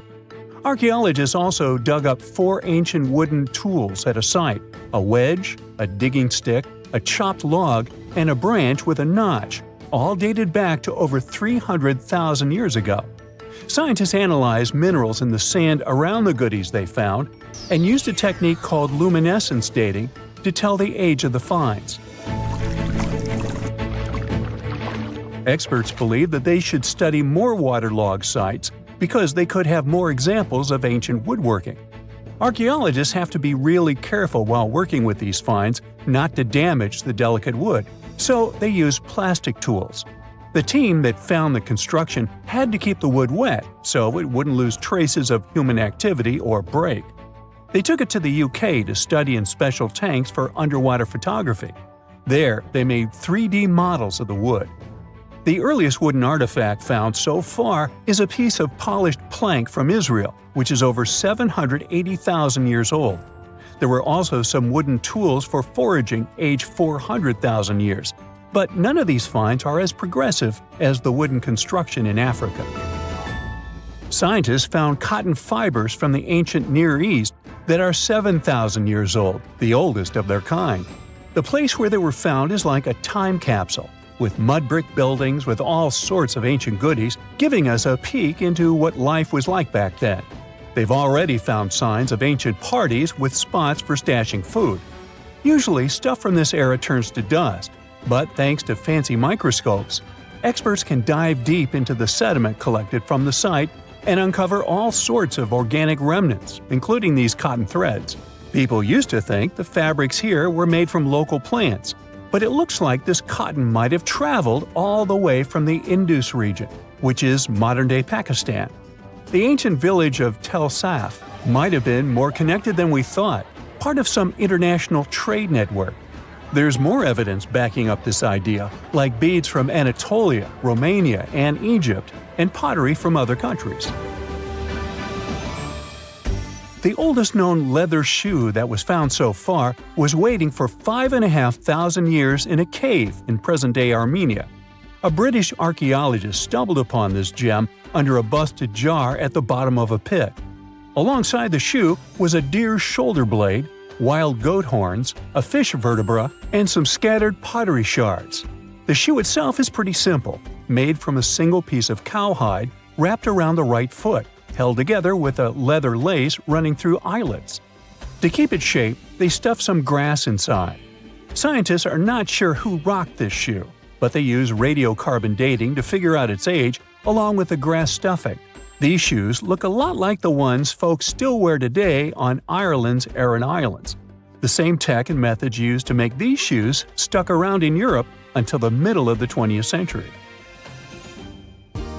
Near Leipzig, diggers found a grave from about 2,500 years before the current era, packed with over 100 dog teeth, all lined up neat and tidy. These teeth could have been a part of a fancy flap for a handbag. The leather or fabric that was holding it together must have disappeared over centuries. If it's true, that would be the oldest purse in the world, all the way from the Stone Age. Using dog teeth and hair ornaments and necklaces for both women and men was, trendy back then, according to experts. Whoever was the owner of the purse must have had a high social status, judging by the number of materials used to make it, not counting all the toothless dogs. It looks like the oldest musical instruments ever crafted by humans are ancient flutes made of bird bone and mammoth ivory. They were discovered in a cave down south in Germany, a place showing early signs of modern humans settling in Europe. Using carbon dating wizardry, the scientists pinned the flute's age at around 42,000 years old. According to the experts, these musical doodads might have been used for fun or during religious ceremonies. Some experts believe that music might have helped us build bigger social circles and expand our territory compared to the Neanderthals. Those guys faded into history about 30,000 years ago. In 2020, a team of scientists found a string a quarter of an inch long in France. Archaeologists unearthed a cord fragment next to a stone tool. Such twisted fibers could have been used for everything from making clothes to fishing nets. In prehistory, there was some advanced tech, and the Neanderthals seemed to have mastered it. Scientists already knew that these early humans made tar from birch bark and that they produced shell beads. There's even evidence of Neanderthal art. The string section and similar finds prove that our ancestors from many thousands of years ago weren't as primitive as they're often shown in popular culture. Back in the 19th century, the French found a broken slab of black granite from 196 before the current era. The stone contained one text in 3 scripts: ancient Greek, Egyptian hieroglyphs, and Demotic. A French philologist was the first to crack the code. He successfully matched the Greek letters with the ones in the Egyptian script, and we were finally able to read hieroglyphs. The name of the piece of granite that made all this possible was the Rosetta Stone. With its help, among other things, scientists managed to decipher papyrus records on how the pyramids in Egypt were built. A British archaeologist, Sir Arthur Evans, excavated a vast palace complex at Knossos in the early 20th century. This was the center of Minoan culture. The palace had over 1,000 rooms with colorful paintings of dolphins, griffins, and bulls. But their biggest find was at first overlooked. thousands of slabs of baked clay. The fire that brought down the palace helped preserve the tablets. No one could read the slabs as they were in some unknown language. The scientific community had to wait for another half a century before Michael Ventris cracked the code. He was an English architect and cryptographer who studied Greek and Latin. He found that the script was an archaic form of Greek. It was the oldest deciphered language in Europe, Linear B. During the Late Bronze Age, the Greek civilization that used the script vanished. Around 5.3 million years ago, a crucial event reshaped the Mediterranean region. It was a colossal flood that refilled the local sea, which had been extremely barren and salty up until that point. It got the name Zanclean Flood, and it forever changed the geography of the area. The Mediterranean Sea is surrounded by Europe, Africa, and Asia, and connects to the ocean by the Strait of Gibraltar. This is quite a narrow passage, measuring about 8 miles. It may not be that wide, but the strait plays a crucial role in maintaining the liquid balance between these two bodies of water.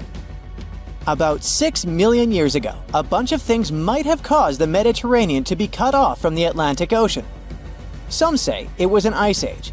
Others speak of tectonic movements, like earthquakes. Whatever the cause, it pushed the Mediterranean area into a period called the Mycenaean Salinity Crisis. For about 1,000 years, the sea slowly evaporated, leaving behind a dry basin that was several miles below sea level. This crisis really changed the landscape, creating conditions similar to those found in today's Dead Sea. What this means is that the lush Mediterranean beauty used to be a super salty environment, containing nearly 10 times more salt than the ocean. Say you could have visited. You would have been able to effortlessly float on the little water you could find, even if you're not a skilled swimmer. The amount of salt and that mineral content would have made it challenging for most creatures to survive. However, some hardy microorganisms, such as bacteria, could have adapted to these harsh conditions. These days, at the bottom of the Mediterranean Sea, we can find holes as large as the Grand Canyon, and they seem to have formed during that same period of dehydration. Evidence suggests that massive rivers, such as the Nile and the Rhone, flowed directly into the Mediterranean back then, leaving behind canyons as they reached the bottom, thousands of feet below the sea level. People had to find some sort of explanation back in the day for the drying of the Mediterranean, so they came up with myths and legends. One such tale was told by the people of southern Iberia, in modern-day Spain and Portugal. It was also recounted by a famous Roman writer called Pliny the Elder. What this legend said was that the Mediterranean used to be cut out from the ocean until the hero Hercules, with his mighty sword, carved a path. He did so between a fictional location in modern-day Africa and the Rock of Gibraltar. This allowed the ocean waters to flow in, transforming the Mediterranean into what we know today. Some fossils also seem to confirm the unusually large flood. Remains of marine organisms were found in layers high above current sea levels. This means the areas were once submerged underwater. These fossils belong to mollusks, fish, and marine mammals. Because of modern techniques, we now have at least an estimated timing of the Zanclean flood. Scientists used computer simulations to reconstruct the event, providing further evidence that it was real. What they also discovered is that there's a possibility the Mediterranean might change once more. The Strait of Gibraltar could close, most likely because of movements deep under the ground. This could lead to the Mediterranean becoming dry again, over a span of about 1,000 years. The Mediterranean area could disappear altogether if the African continent keeps shifting north too, getting closer to Europe. Another one of those famous yet still a bit hypothetical large floods is called the Black Sea Deluge Theory. Some scientists think that around 8,400 years ago, water from the Mediterranean might have spilled over into the Black Sea through a narrow passage called the Bosporus Strait. This could have caused a massive disaster, forcing people living near the Black Sea to pack up their things and move further inside the continent, in both Europe and Asia. Along with them, they might have carried stories about this colossal flood. The specialist that came up with this idea also suggested that these migrating people might have brought along new ways of farming. Not everyone from the scientific community is convinced, though. Some argue that while there might have been a flood, it likely happened earlier and was way smaller. They didn't think this flood could have caused, for example, the story of Noah's Ark. In this legend, a spiritual man was warned by a higher entity that a giant flood was on its way. The man went to gather pairs of animals and pack them all in a boat to make sure these species would survive the devastating flood.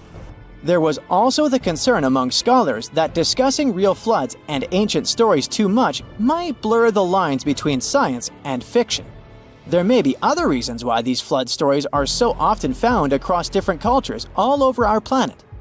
One idea is that floods were incredibly destructive for early farmers, so they invented myths about them signaling the end of the world. Another idea is that people stumbled upon ancient sea creature fossils in unusual places, leading them to believe there was a significant flood in the past. The solution to future floods, though, might be floating cities. As sea levels continue to rise, coastal cities like Amsterdam, New Orleans, and Venice may go under. So, floating infrastructure may be the way to go, with buildings that can rise with the water levels, making them able to resist extreme weather too. Countries like the Netherlands, which have a history of managing water risks, are pioneering these floating creations. With cities running out of space for expansion, we might be forced to move on water anyway. By moving on the water, we can reduce crowding and create more interesting ways to feed ourselves, like floating gardens. These homes also come with great alternatives to our energy needs through systems that use solar and wind power. Not to mention that these homes might turn out to be cheaper in the long run. One such floating city might pop up soon in the Maldives. Its goal is to host up to 20,000 people and will feature places to live and eat, but also shops and schools. Designed to look like coral, the region will include canals placed between some 5,000 floating pieces of land. The city will be constructed using modular units, put together in a construction site nearby. After they're completed, they'll be towed to the floating city. The next step is to secure them to a large underwater concrete hull, which is screwed tightly to the seabed on some steel stilts. All these pieces of construction let the modular units easily move as naturally as the sea. Even for those that are afraid of seasickness, there's a solution. That's what the nearby coral reef is for. It will surround the city, making a natural wave breaker. Human-made coral banks will also be placed underneath the city, which will also help coral grow naturally. The long-term goal is to make the establishment self-sufficient. It will have electricity, mostly from on-site solar power. Waste will be treated nearby and reused as plant fertilizer. Instead of air conditioning, the city will use deep-sea water cooling. This method pumps cold water from the deep sea to cool the area, saving energy. Earth is not the only planet that's seen some serious floods. In ancient times, Mars seems to have experienced them too, and they played an important role in shaping its surface. Recent research reveals that billions of years ago, Mars was heavily affected by some serious river flooding, which contributed to the formation of its valleys and canyons. The reason for these floods was heavy rainfall, which reshaped the Martian landscape in a jiffy, at times even within days or weeks. Unlike Earth, where rivers form pretty slowly, Mars experienced rapid changes because of these floods, particularly around 4 billion years ago.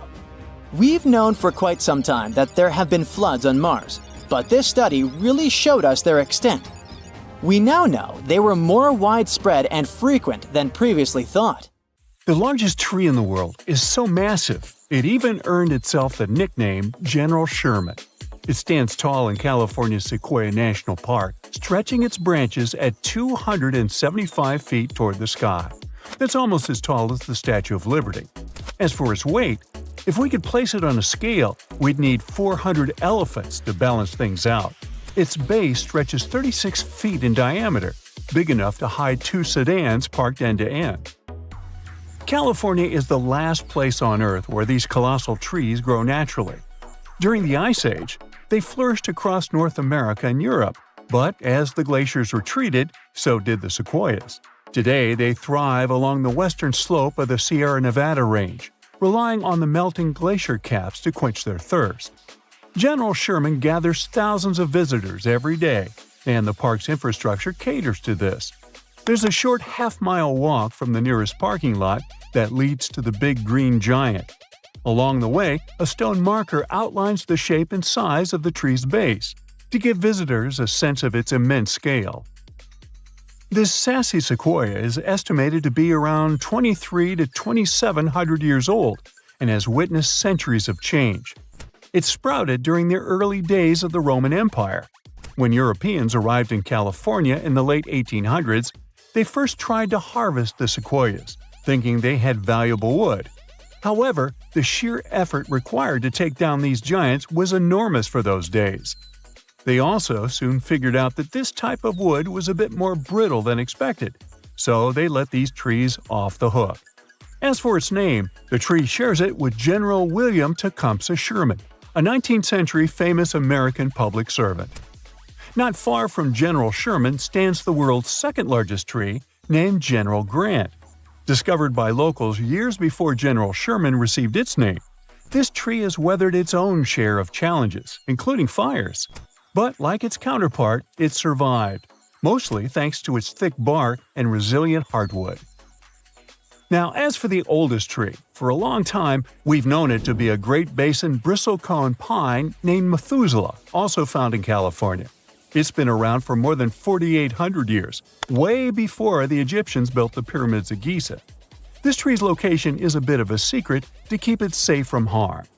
Now, Methuselah and its friends grow way up high in California, Nevada, and Utah, where it's tough to survive. The place is cold, with dry soil and fierce winds, but these strong timbers have figured out how to thrive, getting their nutrients from the hard, rocky ground up in the mountains. Their branches are twisted and gnarled because of the winds blowing in all directions as they reach maturity. It does make their appearance a bit messy, but it's an added layer of resistance for those trees during powerful storms. Their roots only feed the branches right above them, so if one part of the tree's roots fades away, only that part of the tree will be affected. Now, there's a new contender, however, for the same title of the oldest tree. In Chile, there's a Patagonian cypress called Gran Abuelo, which means great-grandfather in Spanish. It might even be older than Methuselah by about 500 years. This would mean this tree has seen people roaming around during the Bronze Age. To figure out a tree's age, we generally need to look inside its bark and count its rings. For the Gran Abuelo, though, scientists use complex math to estimate how old it is. Some experts aren't convinced by this method just yet. No matter which tree is older, both Methuselah and the Gran Abuelo have seen a lot of changes in their long lives. Each ring in their trunks holds info about the weather from the year it grew. Scientists can learn a ton about past climates on our planet by studying these ancient trees. Now, the world's tallest tree is also off-limit to visitors, but this is a recent safety measure. Its name is Hyperion and is located in Redwood National Park, California. Standing at a towering 380 feet, Hyperion is a coastal redwood, taller than the length of an American football field. Named after a character in Greek mythology, Hyperion was discovered in 2006 by two researchers. The park is home to other incredibly tall trees like Helios and Icarus, both also reaching heights of over 370 feet. The impressive height of redwoods in Northern California is due to their leaves and the region's climate. These trees absorb and store moisture from morning fog, and their sprouts promote growth after injury, allowing them to live for a very long time. However, their shallow roots make them susceptible to damage from hikers. Besides being a record holder, Hyperion's appearance may not live up to the hype. Witnessing its towering height from the ground is hard, and its trunk isn't that impressive. Hyperion is currently tucked away in a closed-off section with no official trail. But despite this, many tree enthusiasts have trampled through over the years, harming the habitat leading up to it. Trash has also been found along the way in the past. The park recently issued a statement urging visitors to steer clear of this tree.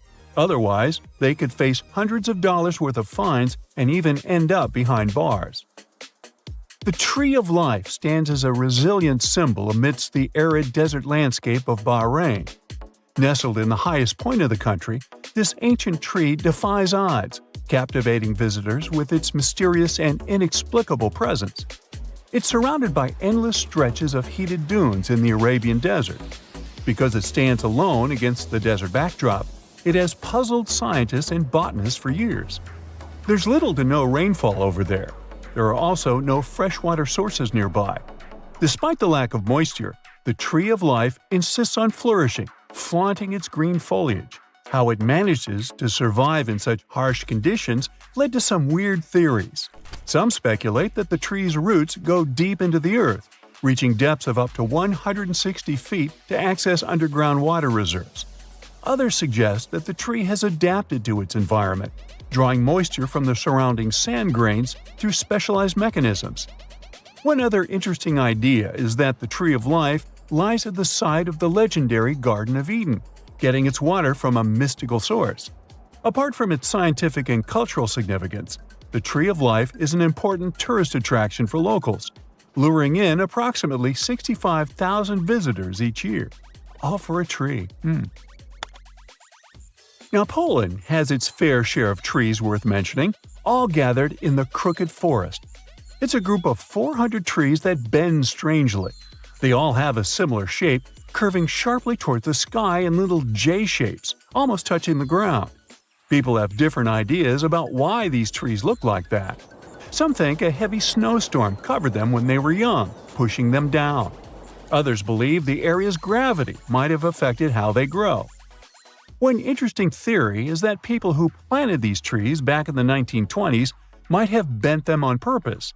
They wanted to use the curved shapes to expedite the furniture manufacturing process. So when the trees were about 10 years old, they interfered with their growth, making them develop in this odd shape. After the manipulation process was stopped, it left the trees in this weird position for decades. Either way, whatever happened to one tree happened to them all because they're all adjusted in the same way. So human intervention is the most likely explanation. Even though all the trees in the Crooked Forest look the same with their spooky bend, they still manage to grow tall and healthy. They've adapted to their difficult conditions, and somehow they've managed to keep growing upwards. Water, earth, air. These are the three elements that can unleash disasters. Thankfully, the masters of all elements, aka scientists and engineers, created these 7 genius inventions that might one day help save your life. Your home insurance company will appreciate you investing in this one. Floodworks vinyl tubes are like big, long pillows made of strong plastic that are filled with water. Each tube is 4 feet long and can be used to block water from getting through doors or into garages, as well as divert it. They're good for stopping water that's up to 6 inches high. You can bend these tubes into different shapes and they will hold their new form. They're designed with a cap on one end to fill them up with water. The other end has a special opening that lets you connect tubes together with a clip to allow you to create a longer barrier if needed.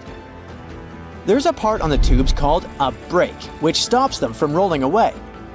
To keep out taller amounts of water, you can put one layer of tubes on top of another, making a triangle shape like a pyramid. This can keep out water up to 12 inches high. However, it's advised not to stack them any higher than that. If you've got deeper water, you might need a different water-bending move. Flood solution. If only Titanic had this invention on board.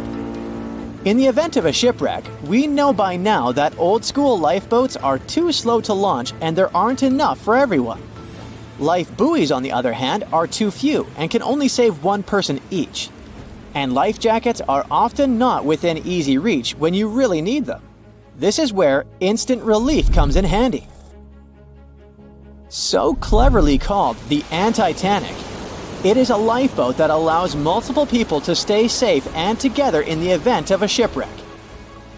It has a crisscross, waffle-like pattern that acts like many life rafts, allowing a large number of people to stay afloat. In case of an emergency, once the ship's sensors detect damage, the alarm sounds and the device gets to work right away without anyone having to do anything. Fueled by high-pressure carbon dioxide, it fills up with gas in just 2 minutes. The life mat can be 50 square meters, so there's room to save plenty of people. And no, people don't need to literally jump ship to get on it. The device inflates and forms a ladder against the ship's side, so everyone can climb down this ladder and onto the safety of the big air mat. What's even more clever is that the mat has different sections. People who need extra help, like the elderly, children, or those with disabilities, can stay out of the water and rest. If earthbending is not one of your skills, better check this invention out. Debris flows and shallow landslides are like super fast rivers of mud that can carry big rocks, tree branches, or even large boulders. They happen when too much rain or melted snow makes the ground on hillsides too wet and slippery, especially if there aren't any plants or trees to hold the soil together. This can also happen when the ground gets burned in a wildfire and there's nothing left to protect it. Debris flows usually follow the shape of the land, moving through natural paths like gullies or ditches. If nothing stops them, they can damage roads, bridges, and houses, or even block rivers. This is where the debris flow barriers come in handy. They act like a big net that catches these mud rivers before any disastrous consequences. Placed right in the natural paths of the debris flow, the barrier has special elements that soak up the energy from the debris flow, slowing it down and stopping all the stuff from moving further. What's also great about them is that they don't damage the environment.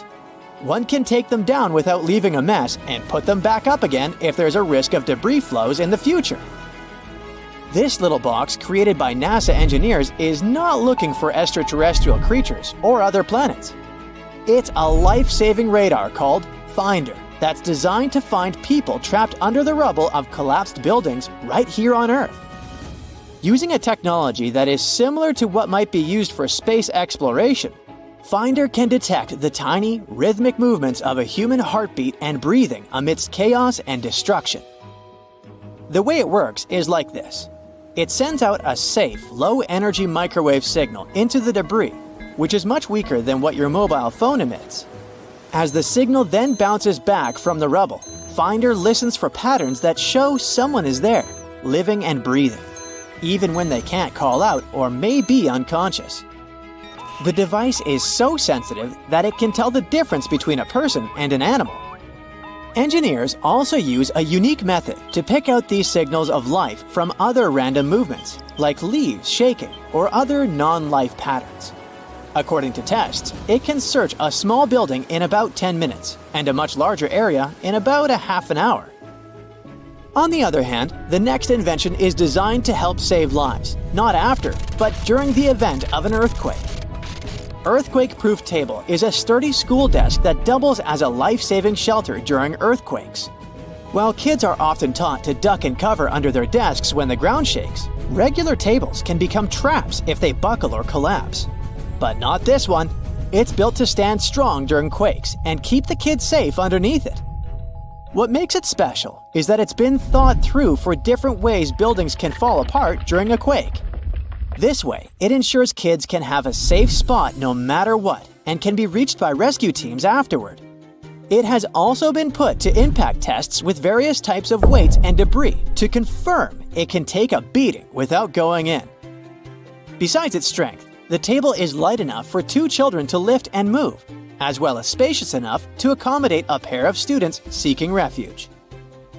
This invention basically allows you to bend water and air at the same time. Imagine you're out enjoying the waves or paddling on a lake, and you suddenly need a bit of help to stay afloat.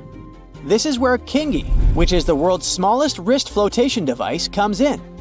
Worn around your wrist, it's sleek and barely noticeable until you need it. In the event of distress in the water, you can activate it by pulling a lever, which triggers the inflation of a balloon. This balloon aids in buoyancy, easing you to the water's surface. The device is also equipped with a whistle to draw the attention of rescuers in critical situations. Kingi is not a single use. Once you're back on dry land, you can deflate the balloon, fold it back inside, pop in a new CO2 cartridge, and it's ready for your next water adventure. The last invention on the list is like a guardian angel for adventurers in snowy mountains. When an avalanche hits, it can be a race against time. In such an event, SafeBack SBX helps you continue breathing if you get trapped under snow masses, all without the need for a mouthpiece. This could be a game changer because usually, if someone is trapped by an avalanche, they might only have about 15 minutes before running out of air becomes a real problem. But with the SafeBack SBX, you could have up to 90 minutes of breathing help. That's a lot of extra time for rescuers to get you. It's been through a ton of tests to make sure it works in all kinds of snowy situations. It's also designed to fit into different brands of avalanche backpacks. Plus, it's light enough to not add extra weight to your backpack and tough enough to handle the rough and tumble of an avalanche and keep working. So the Sahara Desert is so big that it covers 8% of the world's territory. It's bigger than the USA or China. Surprisingly, the Sahara is not the largest desert in the world. It is the third largest, behind Antarctica and the Arctic. But it is definitely the hottest one. Temperatures there reach 136 degrees Fahrenheit. This place has some of the most incredible sand dunes you've ever seen, towering up to 1,476 feet. But here's the kicker. There's a real risk that these dunes might continue to spread until they cover the entire world. Surprisingly, the influence of the Sahara Desert extends far beyond its borders. Its dust, carried by powerful winds, makes its way to the UK and across the European continent, particularly in winter. This dust, settling on the ground where it rains, is a familiar sight to those in the UK, often leaving a red residue on cars. This connection between the Sahara, England, and Europe serves as a stark reminder of the global reach of environmental phenomena. You might think this is not a big deal, but it could turn Europe into a desert, leaving its soil infertile and Europeans with no food. Soil is a fundamental aspect of human existence, just as crucial as clean water and air. Without it, we're left with nothing but a bleak and barren landscape. The Sahara Desert has already made its jump across the Mediterranean Sea, which is concerning and could change the landscape forever. 1/5 of Spain has already turned into a desert. The next victim is Italy, which also faces the problem of desertification. In fact, almost all European countries have the same issue.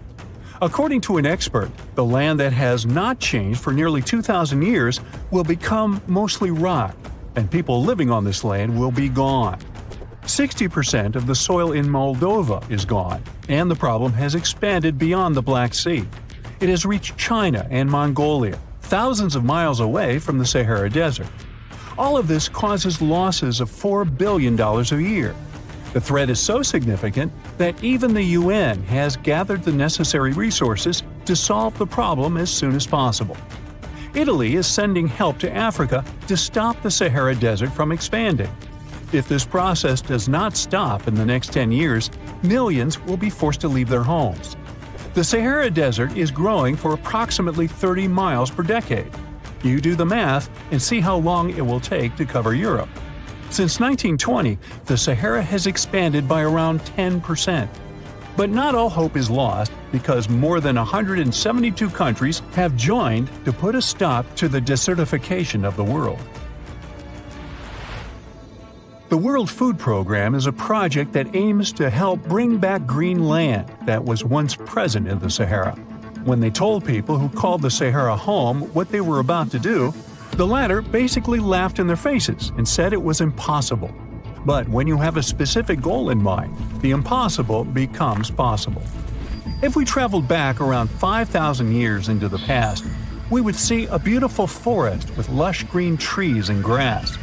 Africa's climate has been changing for 21,000 years, from fantastic greenery to uninhabitable deserts. This has to do with Earth's rotation and the monsoons that bring water to this dry continent. But with the help of scientists and some clever tricks, we can bring the greenery back and stop the Sahara in its tracks. The Senegal River serves as a border between the Sahara Desert, Senegal City, and Mauritania. When you look at this area from space, you'll see how the desert is expanding to Senegal because the vegetation along the riverbank is almost non-existent. Forests can serve as a barrier, stopping the sand from getting blown away and the desert from expanding. An effort to create a great green wall is being made, and how they do it is actually quite impressive. Nothing has been growing in the currently restored area for more than 40 years, making locals find other places to call home. People were thrilled when they saw that the land could be restored. They're very committed and learn to work with the soil and grow food. At the same moment, more than 30,000 hectares have been restored and transformed into lush greenery. The Sahel region is the starting point of desertification, and it is crucial to establish a green wall in that area first. To make this wall is not rocket science, since it only takes a few simple steps. The ground there is baked by the sun and as hard as a block of concrete. If you've ever poured water on concrete, you know that it just flows away. It doesn't stay in one place. So they had to create water-retaining half-moons that would hold the water and make it available to plants. When you learn about how these half-moons work, you might say, how did they not think of that sooner? Actually, this technique is ancient, and it was once implemented in Sahel, but it was lost over time. When the rain falls, the water is collected into the half-moons that are positioned a bit lower than the ground below contour lines. There is also a kind of bank at the end of the shape that prevents water from overflowing. And in the middle, there are plants that are happy because they have plenty of water to thrive. Also, it's essential to grow native plants that are kind of used to harsh conditions, like sorghum and millet. These plants have been surviving there for thousands of years and produce a good amount of biomass, which means the land can be rehabilitated faster and people will have food sooner. The water that will enter the half-moons won't be lost. It will penetrate the ground and top off underground waters. This will ensure the ground that H2O will never run out and that future generations will have usable aqua. This brilliant planting technique is not limited to half-moons. People also create lines and plant various vegetables, such as tomatoes. Next, there are places only for trees, like lemons or oranges. After a long hot day, nothing is better than a freshly made cold lemonade. The trees will also protect the soil, and with some luck, there will be a new forest in the Sahara Desert. The goal is to copy the forest dynamic. Start with small plants and gradually expand to bigger plants that are more useful than the tiny ones. They are aiming to plant more than 10,000 trees.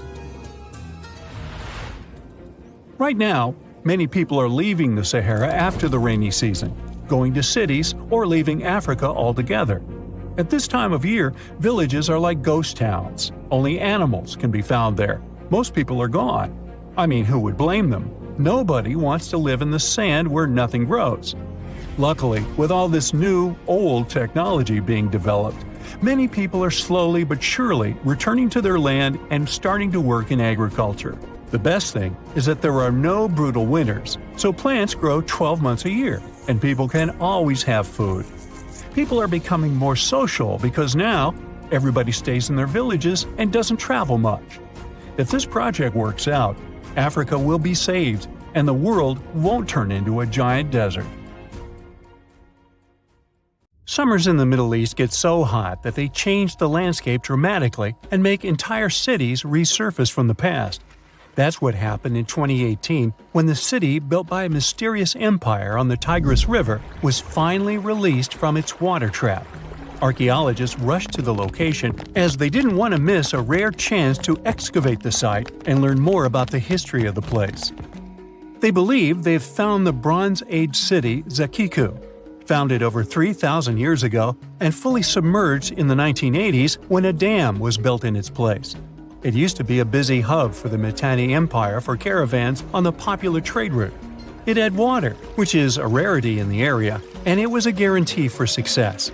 We know very little about the once powerful empire, as scientists haven't found any written chronicles in the excavated sites.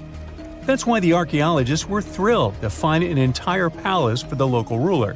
Several years later, when the area became free from the water again, they found some fortifications to protect the city from foes.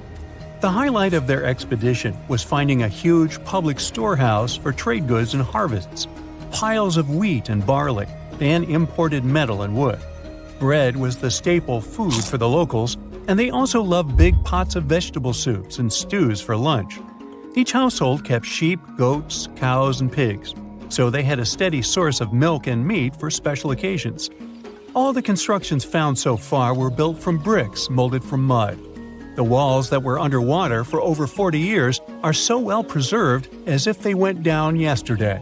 The royal palace stands out as it's larger than the other constructions, has thicker walls, and even pavements made of baked mud bricks that were sealed to be waterproof. The local king must have been in good relations with the emperor of the larger empire, of which Akiku was dependent.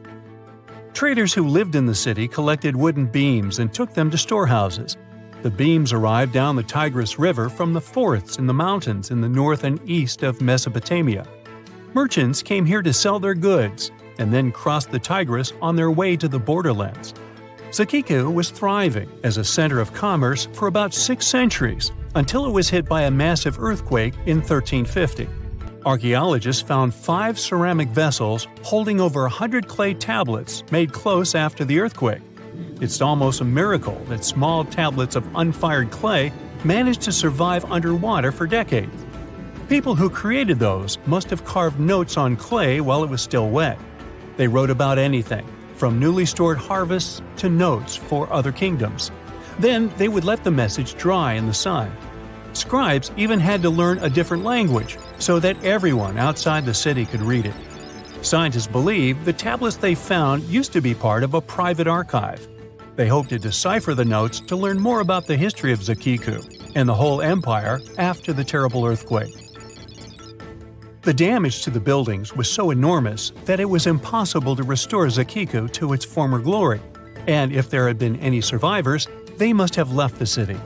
Several decades later, the Assyrians, who also lived in Mesopotamia, settled here. They built their houses on the ruins of the abandoned city and used whatever structures they could find from the previous residents as outer walls. But they stayed here only for 50 years, then decided to build a new capital on more fertile soil to make some good cash from agriculture. Archaeologists working in Zakiku had to halt excavations when the water levels went back up and covered the city. They sealed the ruins in tight-fitting plastic sheets and put stones and gravel on top. They hope it will help protect the priceless site from water erosion and prevent it from disappearing again. They realize how important water from the dam is for the region, but if it recedes again, they say they'll definitely continue the excavations. There was a bustling community in today's Taklamakan Desert in China around 1,600 years ago. It lived along the Nile River, which ran through the desert for miles and got its water from the melting snow in the mountains. After 3 years of work in the area, archaeologists and scientists managed to dig up 8 tombs in the desert. Thanks to the desert heat, the clothes and artifacts inside them were almost as good as new. The people who wore those must have lived in the ancient city of Naya. Naya used to be part of a prosperous kingdom at the heart of the Silk Road trading route and had a population of over 3,000 people. Then, desert sands went rogue and swallowed the city whole. Archaeologists only found the ruins of Nija in the early 20th century. Scientists from different countries have tried to solve its mysteries. It looks like the tombs discovered at the end of the 20th century belonged to the wealthy. There were some expensive items inside: a quiver and bow, metal arrowheads, gold earrings, and a glass bead necklace, a lacquer box with a comb, makeup, and a sewing kit in one of the tombs. There was also some silk of top quality, and even the bright colors like green and yellow haven't faded on it. The fabric also had Chinese characters with quotes from historical books, which helped scientists identify the period in which it was made. Archaeologists later found a large dwelling site and the clearing of 3 ruined buildings. It will probably take many more years to understand why the city had fallen and what happened to its people. Saudi and French archaeologists teamed up near Riyadh, the Saudi Arabian capital, and stumbled upon an ancient settlement dating back 8,000 years. The scientists used all sorts of cool tech, like laser scanning, drones, and aerial photography, to unearth this Neolithic-era gem. They found the settlement in a local archaeological hotspot. Among the treasures they uncovered were a stone temple, remnants of an altar, and over 2,000 graves. All these finds tell us about ancient practices and rituals. The team also found the foundations of 4 massive buildings, corner towers, and open-air courtyards, all with underground reservoirs to store water for agricultural use. There was also a smart irrigation system with canals and cisterns, which let the city thrive in one of the driest deserts in the world. Rock drawings etched into the nearby mountain depicted the daily life of the locals. The excavations have been going on in the area for over 40 years, and scientists still keep finding new artifacts to answer more of their questions. Fishers have stumbled upon ancient bones, tools, and artifacts that are 9,000 years old on the North Sea floor. British and Dutch archaeologists and paleontologists rushed to see the finds as they were hoping it could be evidence of the submerged Doggerland. And they weren't disappointed. There were even perfect sets of footprints left by Mesolithic people who lived here. 12,000 years ago, during the last major ice age, the British Isles weren't islands at all. There was a landmass made of many hills, marshlands, and dense forests that connected them to the European continent. That landmass was Doggerland, where a prehistoric hunter-gatherer society lived and thrived. But then, the sea level started going up at the speed of 3 to 6 feet a century as glaciers were slowly but surely melting. The locals had to move to areas that today belong to England and the Netherlands. Experts decided to learn more about the history of Doggerland, using data from oil companies working in the North Sea. So far, they've created digital models of what the area of 18,000 square miles might have looked like before it vanished beneath the waves. They still need to analyze samples of ancient insects and plants and the DNA of animals to get a full picture. In February 1961, 3 adventurous rock lovers were searching for geodes near Olancha, California. They took one of their findings home and studied it because it looked pretty unusual. They managed to cut through the matrix and discovered something unexpected inside. Instead of the usual mineral formations, it had a cylindrical object resembling porcelain inside. There was a metal shaft at its center, and around it, a hexagonal sheath made of copper and some unidentified substance. Its discoverers were hoping they had found an example of some unknown technology from 500,000 years ago. It could be proof that there was a hyper-advanced ancient civilization like Atlantis, or that time travel was real. Maybe someone came all the way from the future and accidentally dropped the item. Or maybe some intelligent extraterrestrial beings brought it when visiting Earth. If any of these theories were true, it would mean that scientists have to completely rewrite all human history as we know it. But not everyone shared the excitement, and truth seekers and alternative archaeology circles were trying to solve the mystery of the so-called Koso artifact until the late 90s with theories and debates. Then a group of skeptics took images and x-rays of the discovery and showed them to spark plug collectors. They have identified the artifact as a spark plug with corroded metal components from the 1920s and not ancient technology at all. Almost 20 years later, one of the co-discoverers of the artifact agreed to take it for inspection at the University of Washington. They officially confirmed it was a 1920s-era champion spark plug. And the stone matrix containing the artifact wasn't a geode, but a concretion. Those can form because of natural processes over decades or years, but not millennia. The Koso artifact is a good example of an out-of-place artifact, which is a thing in pseudo-archaeology. It's something found in a place or time where it shouldn't logically be. These artifacts seem too advanced for the time period they're found in. They could also mean human activity existed when humans weren't supposed to be around. The Baghdad Battery is another example of such an artifact. It was found in the 1930s by a German archaeologist and consists of a clay jar, a copper cylinder, and an iron rod going through the jar's stopper. Its top, which was broken off, probably had been sealed with asphalt. Its discoverer noticed that it had 2 different metals and possibly an electrolyte, which are key components of a battery. There are no ancient writings to support this theory, but when scientists ran tests and filled it with an ionic solution like vinegar or wine, it showed that it could conduct electricity. If it really was a battery from 2,000 years ago, it might have been used in ancient medical practices, or even embedded in statues to make it look like they were buzzing to impress people. Kionich, who found it, believed it was used for electroplating, a process for coating metals. Even if it was used as a battery, the Baghdad artifact could only produce a small amount of energy, around 1 volt of electricity. So, some people believe it was used as a storage container for sacred scrolls. Back in the 1930s, a couple stumbled upon something strange while walking along Red Creek in London, Texas. It was a piece of wood sticking out of what looked like an ancient rock formation. Around a decade later, their son, who was really curious to find out its secret, decided to crack open the rock and found a surprisingly modern hammer inside. This discovery caught the attention of Carl Baugh, a young Earth creationist who claimed the rock surrounding the hammer dated back to the Cretaceous period. He saw it as evidence against evolutionary theory.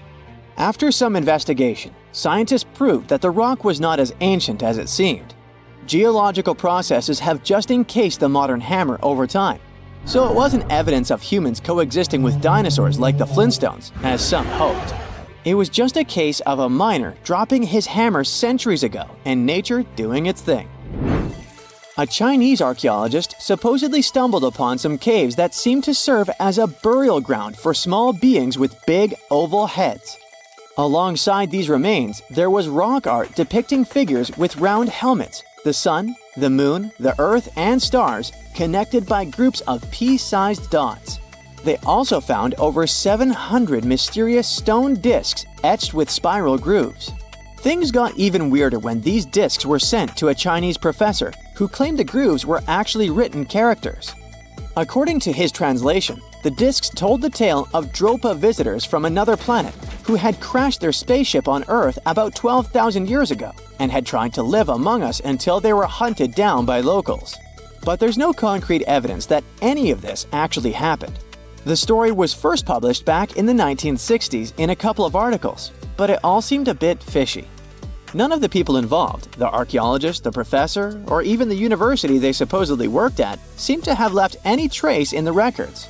And while there is a group in Tibet called the Dropka, they're fully human, not extraterrestrial visitors, and there's no solid proof that the Dropa stones exist at all. In a remote part of China, there are some bizarre pipe-like formations known as the Beigan pipes. A local explorer found them back in 1996, protruding from Mount Beigan and along the shores of Tosan Lake nearby. Some people thought they were the work of ancient guests from other planets. When samples of the pipe material were tested, they contained mostly common minerals, but there was a mysterious 8% of unknown stuff. Special testing revealed that these pipes had been there before humans. Chinese geologists later visited the site and suggested that these pipes were formed naturally over time. It could be sediment piling up in the fissures in the earth, or even fossilized tree roots from the area's lush past, but it's not certain. There's a mysterious terracotta head in Mexico with a hard-to-pronounce name, discovered back in the 1930s during a burial excavation. This head looked a lot like fancy Roman statues, so it wasn't clear what it was doing in Mexico. For some reason, the discoverer kept it secret for several decades. The head was found in a pyramid with 3 floors about 40 miles from Mexico City, alongside gold, copper, and pottery. Some argue that if this head really is many centuries old, it could mean the Romans or some other civilization had made it to Mesoamerica before Columbus did. There are also drift voyage theories mentioning a shipwreck after which some artifacts and survivors made it ashore. Some suggest that this figurine head was a little souvenir brought over by the Vikings. But there's no solid archaeological proof of the Vikings meeting the folks in Mesoamerica. There are some artifacts floating around, but none of them have been stamped as undeniable evidence of pre-Columbian contact. So the mystery of how this head ended up where it did remains unsolved. While digging a trench along a river in Romania, workers found a wedge, which is now famous as the aluminum wedge of Ajud, or the object of Ajud. Right next to it, there were some mastodon bones. Those distant relatives of elephants lived 11,000 years ago, so the wedge is probably of the same age.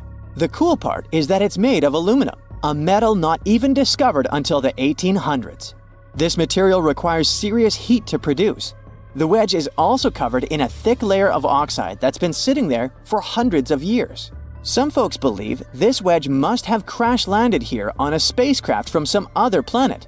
Some scientists think it's all a hoax, and others suppose it might be a human-made object with an unknown purpose. Currently, there are approximately 20 billion animals inhabiting our world. If everything were ideal, we would have 5 billion more animals on Earth. But many species have gone extinct, and around 44,000 species are currently in danger.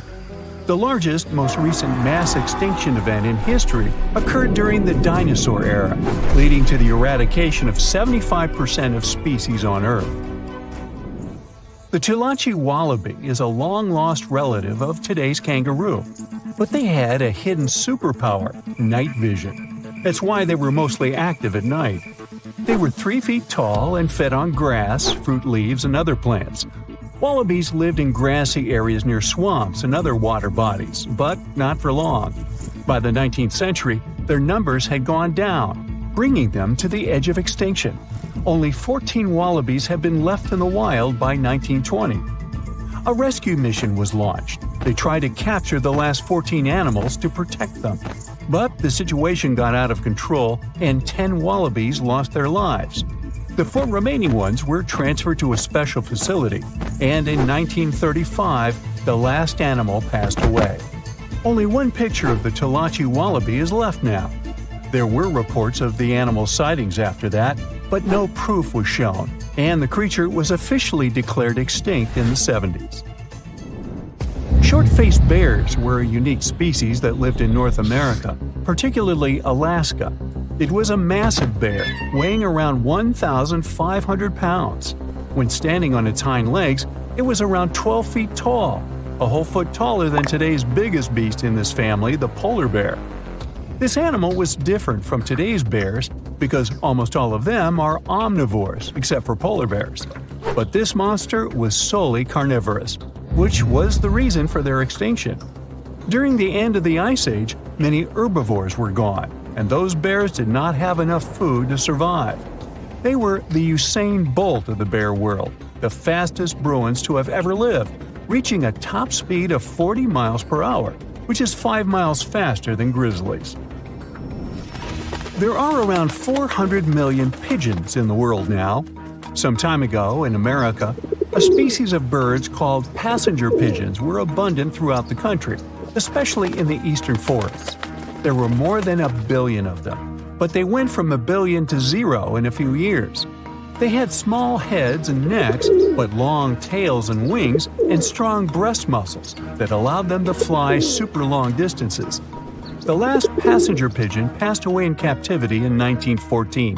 It was named Martha. With that, the ecosystem in the U.S. has never seen this bird again. Now, elks are enormous animals, but they look tiny when you compare them to long-gone Irish elks. That elk was around 7 feet tall at the shoulder with a humongous antler of 12 feet. Today, elk are only 4.5 feet tall at the shoulder and have around 4-foot-long antlers. Despite its name, this elk was found all over the world, from Asia to Europe.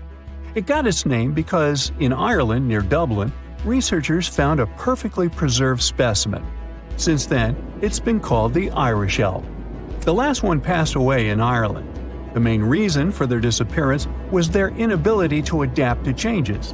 When the Ice Age ended, the elk could not survive and became extinct. Now, somewhere deep in the forests of Costa Rica lives the interesting-looking golden toad. It was discovered in 1966 in one particular spot where all toads would gather to mate. In 1967, a large population of this golden nugget was noted in that same spot. But the following year, only 10 to 11 toads were seen, and the year after that, in 1968, only one lonely male toad showed up at the spot. For years, there were searches for golden toads. In 2004, the toads were officially declared extinct. Humans were not responsible this time. The drought in the area in the 80s had a significant impact on the toads. Still, the last straw was the arrival of a new fungal species that caused the animal's skin to thicken, eventually leading to the toad passing away. This chytrid fungus is responsible for the extinction of more than 90 frog and amphibian species, becoming one of the biggest threats to their lives.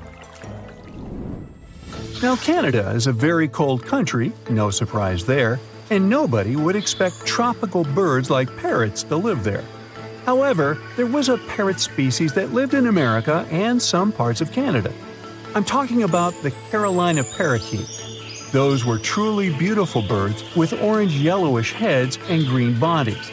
Their favorite rest spots were big trees alongside rivers. This parrot's favorite food was cocklebur seeds, which are poisonous to us, but the bird had no problem eating them. Also, they used the dangerous cockleburs as a defense mechanism. After they ingested loads of them, their meat became poisonous, and predators do not enjoy eating toxic birds. Carolina parakeets were abundant, there were millions of them. But since the Ice Age, their numbers had been gradually going down because of natural reasons, mainly temperature.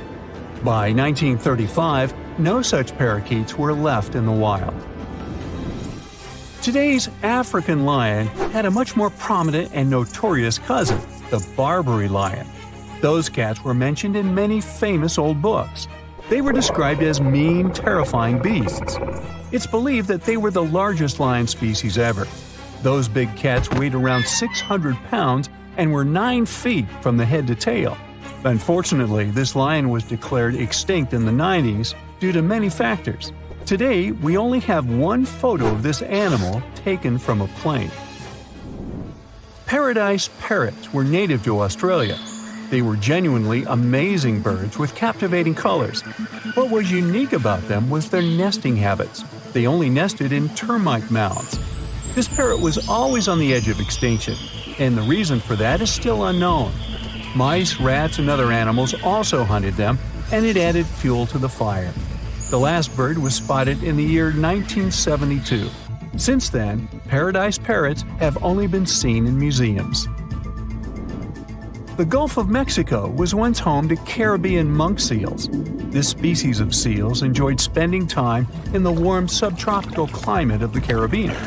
Most of the time, they were found near reefs and islands, foraging for food.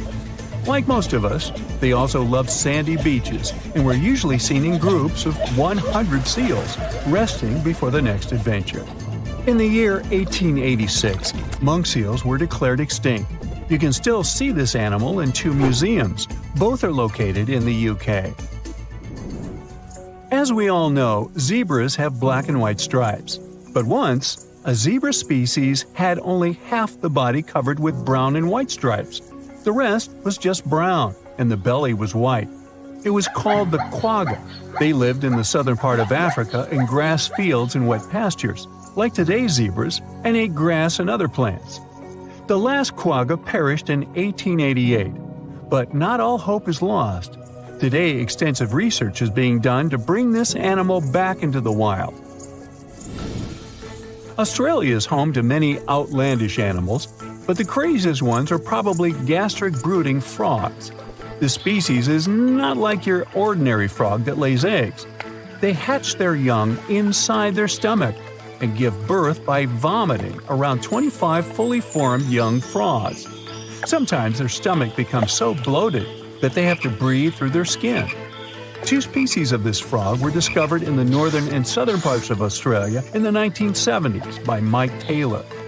A decade after their discovery, both species are gone. The main reason for their extinction is the chytrid fungus. Luckily for them, they're also part of a de-extinction program that's putting serious efforts into bringing them back into the wild. A tsunami can travel unnoticed in the deep waters at the speed of 500 miles per hour, crossing an ocean in less than a day. When it approaches land, a tsunami will slow to about 20 miles an hour and begin to grow in height. Most of these waves are less than 10 feet high when they hit land, but they can reach more than 100 feet high, about 2 times as tall as the Hollywood sign. When a tsunami comes ashore, areas less than 25 feet above sea level and within a mile of the sea are in the greatest danger.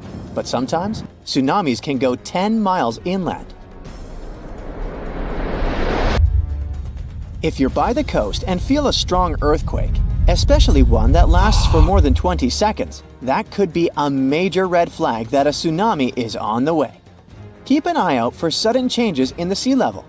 If the water suddenly recedes way further back than usual, exposing normally submerged areas, that's a sign that a tsunami might be on its way. Plus, if you hear a roaring sound coming from the ocean, like a freight train or a jet engine, that's another ominous sign. And pay attention to any unusual animal behavior. Animals have been known to sense danger before humans do. So if you see birds or marine life acting strangely, it's time to take notice. If you receive an official tsunami warning from authorities, whether through sirens, radio, TV, or mobile alerts, don't ignore it. Take immediate action. If you're in a tsunami-prone zone and experience an earthquake, don't even wait for official warnings. As soon as it's safe to move after the shaking stops, head to the nearest elevated area promptly to ensure your safety. Practice evacuation routes before a real disaster. You might have to follow this route at night and in terrible weather. If you know it well, you'll need to do less thinking in an emergency, which can be life-saving. Talk about tsunamis with all your family members. Everyone should know what to do to minimize fear and win some precious time. Don't store your important papers and valuables in low-lying areas. Floodwaters can go really high during a tsunami, so put your documents in waterproof containers on higher ground. After an earthquake, bridges and roads often get damaged or become blocked. Not to get trapped in a car in a potentially hazardous location, walk or run towards safety. Never go down to the shore to watch for a tsunami. If you can see the wave, it means you're too close to outrun it. Most tsunami-prone areas have signs indicating evacuation routes. Look out for white and blue signs marked Tsunami Evacuation Route, or similar instructions to guide you inland and away from danger zones. In urgent situations where evacuation isn't possible, seek refuge on the third floor or higher in a sturdy building. Even better, aim to reach the rooftop of the tallest and most robust structure nearby. It's better than being exposed.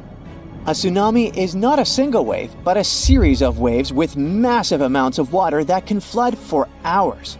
The first wave may not even be the largest. So, remain on high ground, away from the coast until you receive an all clear from the authorities. You're really unlikely to survive a tsunami in a basement below ground level. As it passes over, everything in its wake gets submerged temporarily until the water recedes back to the sea. If you're in a basement during a tsunami, you might get crushed by collapsing buildings or swirling debris. Unless the basement is exceptionally sturdy, waterproof, and equipped with sufficient air supply, it's not a safe option for shelter. If you happen to be out at sea when a tsunami warning is issued for your area, stay put and avoid returning to port immediately. Tsunamis can sneak up on you with rapid water level changes and dangerous currents in harbors and ports, making them unsafe. In large harbors and ports, authorities take charge during tsunami alerts and direct vessel movements for safety. It's important to stay in touch with these authorities and follow any instructions they give regarding moving your vessel. For smaller ports without such organized control, it's a better idea to carefully relocate your boat to deeper waters. If you have a small boat, the best you can do is leave your vessel at the pier and seek higher ground yourself. If a tsunami gets you in the water, find something sturdy like a tree, a door, or a life raft. Grab onto it tightly while you get carried by the waves. Try your best not to swallow any of the water. Tsunamis can pick up chemicals and waste, which won't do you any good. People in life jackets have a higher chance of survival because they will remain on the surface of tsunami waves and can breathe normally. Tsunami waves aren't like ordinary waves, so they aren't suitable for surfing. Tsunamis don't have a face to ride. They're more similar to tides as they rush in and out. They're much larger, faster, and more powerful. So, trying to surf them is not only dangerous but also illegal in many countries. Because tsunamis come from underwater disturbances, like earthquakes, they're even dangerous for submarines. Despite submarines' robust design to withstand underwater pressure, the force of tsunamis can cause damage. Tsunamis also generate strong currents that can mess up a submarine's ability to navigate effectively.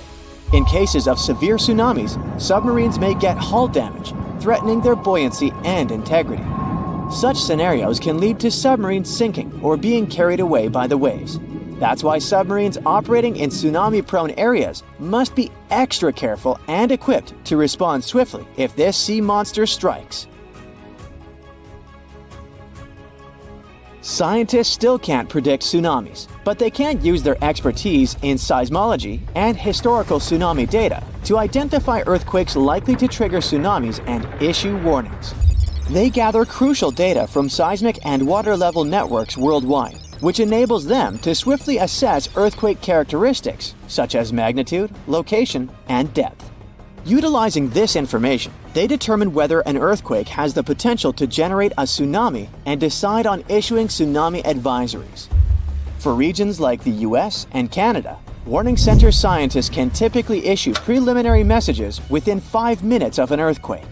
These messages include alert levels, earthquake details, threat evaluations, anticipated wave arrival times, recommended actions, and potential impacts. On the 26th of December 2004, early in the morning, an enormous earthquake shook up the ocean floor near the Indonesian island of Sumatra. This seismic event unleashed a monstrous series of waves, tsunamis, that spread out across the Indian Ocean, reaching as far as East Africa over the next 7 hours. These waves were towering walls of water, some reaching a height of over 30 feet. When they slammed into the coastlines of countries like Indonesia, Sri Lanka, India, Maldives, and Thailand, the devastation was catastrophic. Over 200,000 people lost their lives in this most devastating tsunami on record. And it wasn't just the immediate impact. Long-term consequences hit hard too. Villages, resorts, farmlands, and fishing areas were destroyed or submerged in salt water along with debris. Japan is one of the most earthquake-prone countries in the world because it's located on top of 4 converging tectonic plates that constantly interact with each other. After a terrible tsunami in 2011, the country started a colossal project dubbed the Great Wall of Japan. With a jaw-dropping price tag of around $13 billion, this wall goes from the north to the south of the country.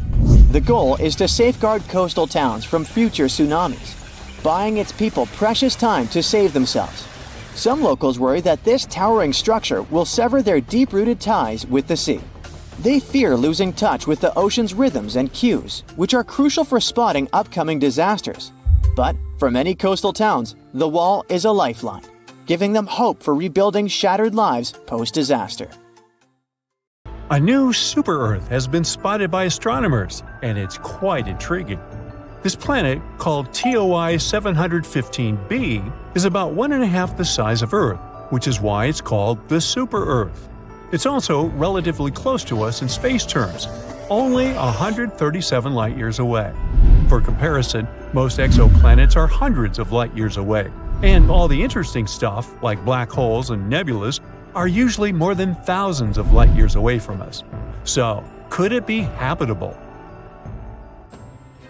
The habitable zone is an estimate of where a planet might have the right conditions for liquid water.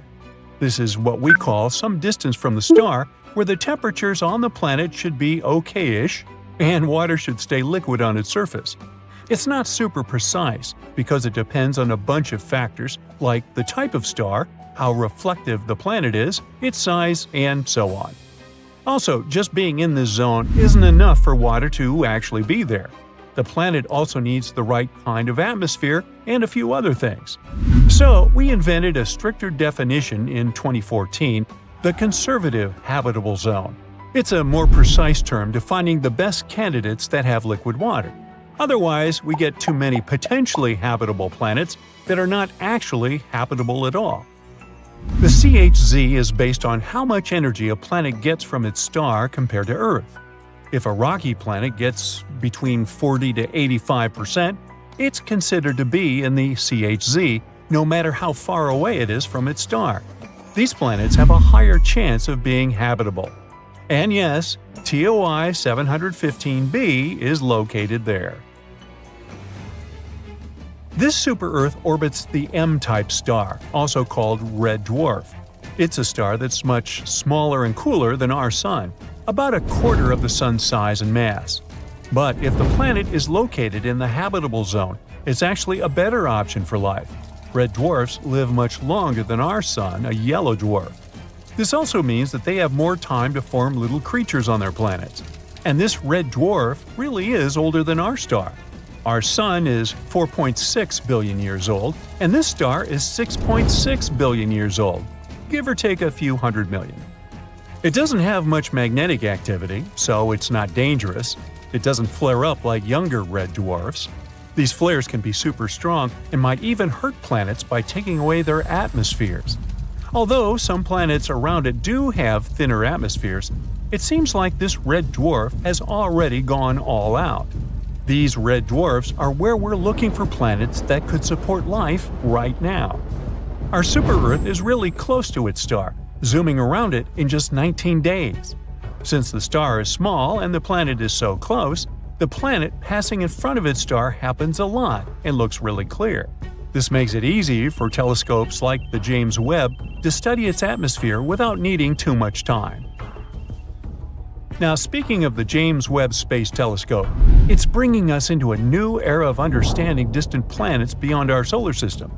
Imagine being able to see what gases make up the air on a planet millions of light years away.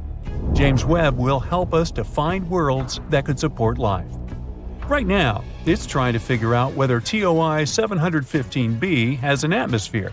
If it does, its atmosphere might be easier to spot compared to a planet that's drier and denser. And then we might get even more height because it would look like a good place for life. On top of all that, there might be another planet in this system, also in the habitable zone.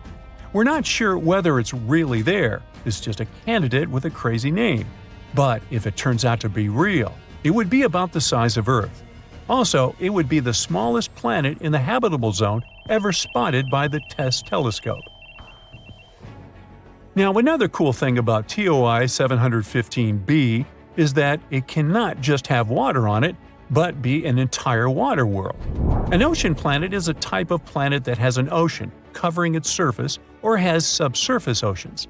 They might not have much dry land because the water can cover everything. Sometimes the entire planet can be covered in other liquids, like lava or ammonia. When it comes to planets outside our solar system, we can't see surface water directly with our current technology. Instead, scientists look for water vapor in the atmosphere as a hint there might be liquid water below. And of course, we wonder if these planets can have life, hopefully not in the form of Leviathan-like monsters. Our models show that planets with oceans might be pretty common in our galaxy. This means there could be lots of ocean worlds out there waiting to be discovered. But the most important part about TOI 715b is that it's in the so-called Small Planet Radius Gap. If we give the planets a lineup, there will be those that are bigger and smaller than Earth. But there's a sudden gap in planets that are about from 1.5 to 2 times bigger than ours. Where are they? This gap is interesting to scientists because it tells us something about how planets form and change over time. It's not that planets don't form in this size range. They actually start off larger and then lose some of their mass, like a balloon gradually deflating. Perhaps it happens because of how they orbit their stars, with stars blowing away some of their mass as they dance around it, as our Sun does with gas from comet tails. This gap holds a lot of mystery, and planets, like our new super-Earth, are clues that could help us unravel it. We aren't sure whether it exists around red dwarfs. Maybe it's a gap in how dense these planets are, rather than in their actual size. So studying our discovered planet is even more interesting. It'll help us learn more about distant stars and their planets. Now, I mentioned TESS a while back. NASA's TESS, Transiting Exoplanet Survey Satellite, has been in space for 6 years now and has been incredibly successful. NASA launched TESS because we already found over 5,000 planets orbiting other stars, mainly thanks to the Kepler telescope. But Kepler mostly found large planets, not necessarily like Earth. We decided to focus TESS on finding smaller Earth-like planets around nearby bright stars, making them easier to study with future telescopes. Here's how it works. The camera observes stars and looks for changes in their brightness. If the brightness suddenly drops for a while and then gets back, it could mean there is a planet passing in front of it. But stars can dim for other reasons too.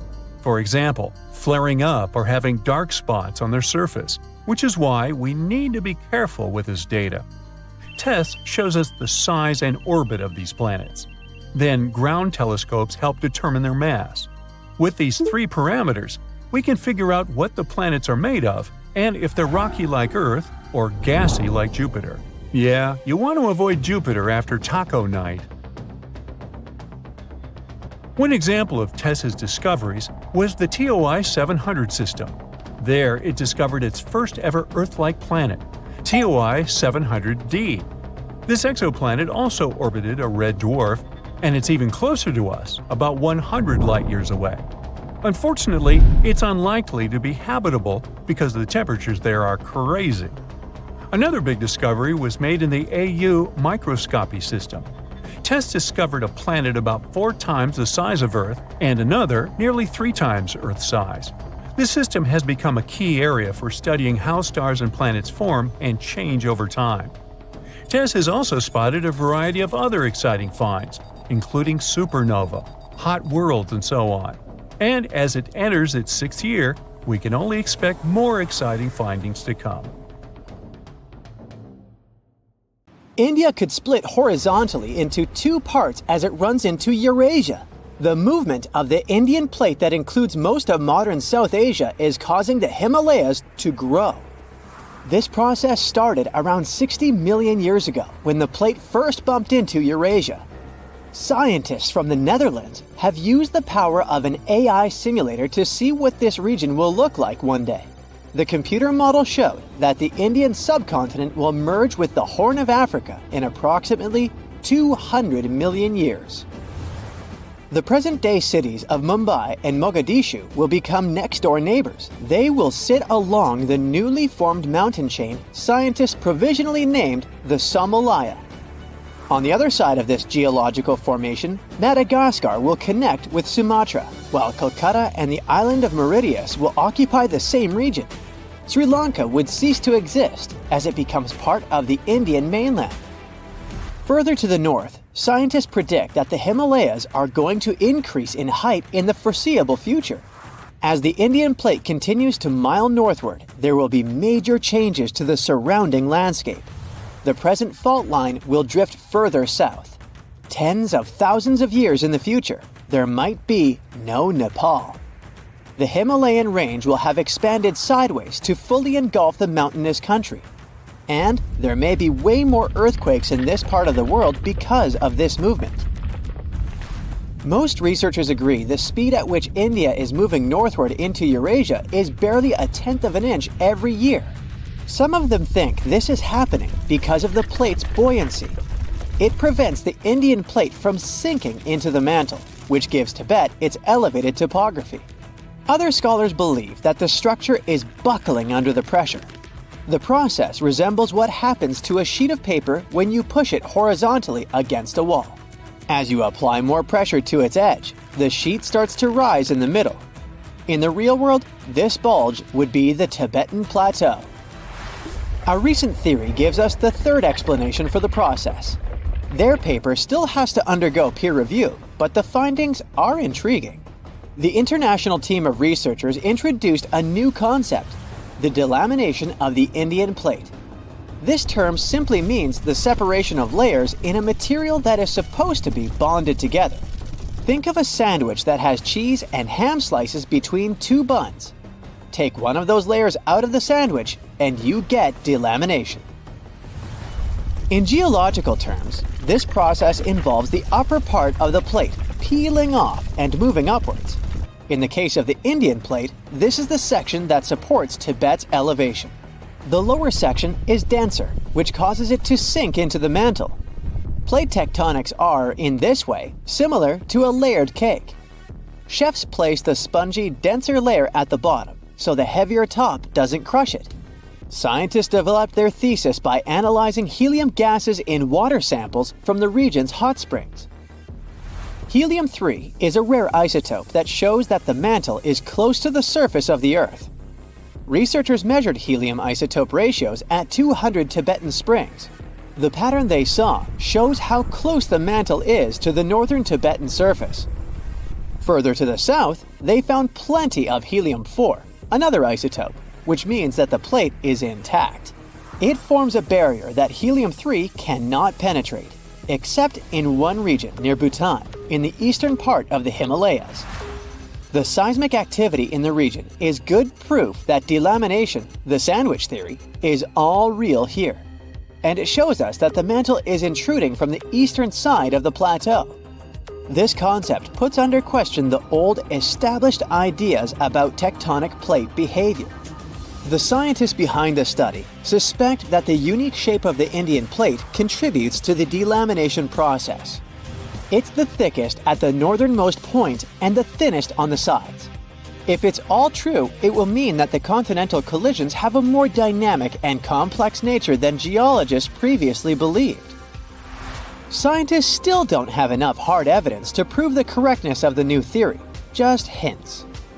Drilling to depths of over 60 miles is mechanically impossible right now. Such excavations are necessary to be 100% sure that the delamination process is going on. With the right technology, we would be able to better understand the hazards associated with earthquakes in the Asia-Pacific region. It's home to the famous Ring of Fire, where 75% of Earth's volcanoes are located. 9 out of 10 all earthquakes take place here. The India-Australia-Capricorn tectonic plate beneath the Indian Ocean is also important for solving Earth's tectonic mysteries. The term geophysicists use for such locations is nascent plate boundary. These are plates where tectonic plates are just starting to pull apart or push against each other. They represent the initial stage of a full-fledged plate boundary. Such a geological transformation unfolds at a pace of barely 5% of a single inch per year. That's about as long as a strand of spaghetti is wide. This shouldn't worry us too much from today's perspective. The India-Australia-Capricorn plate is destined to split in half over the course of tens of millions of years. Scientists from France studied records of 2 earthquakes that happened in 2012 and concluded there must be a nascent boundary there. Earthquakes normally occur at places where 2 or more tectonic plates meet. But the tremors in the Indian Ocean happened in the middle of the plate. The scientists used sonar scanning to map out the sea floor and see what was really going on there. After further examination of the marine area off the coast of Western Australia, researchers found a complex network of 62 pull-apart basins along a fracture zone. The scientific data backed up the idea that the tectonic plate was slowly but surely breaking apart. It's another proof that the outer layer of our planet is dynamic, not static. In some cases, you don't have to be a scientist to notice these powerful underground forces. Massive crevices emerged almost overnight due to heavy rainfall in a seismically active region in rural Kenya, first in 2018 and then again in 2023. The local population named the biggest of them the Grand Canyon. These events were not one-time incidents, but signals from the East African Rift System, part of the Great Rift Valley. This huge geological phenomenon stretching from Jordan to Mozambique shows us the gradual splitting of the African continent into 2 subcontinents. You can find rift valleys all around the world as proof of how tectonic plate movements are changing the planet. The East African Rift shows the underlying dynamics of the Nubian and Somali plates. The Nubian plate bears most of Africa, and the smaller Somali plate cradles the Horn of Africa. The 2 are gradually moving away from one another, which causes the formation of crevices within the Rift Valley. This process of continental rifting, going on at a rate slightly faster than the one in India, will eventually lead to the split of Africa into 2 continents.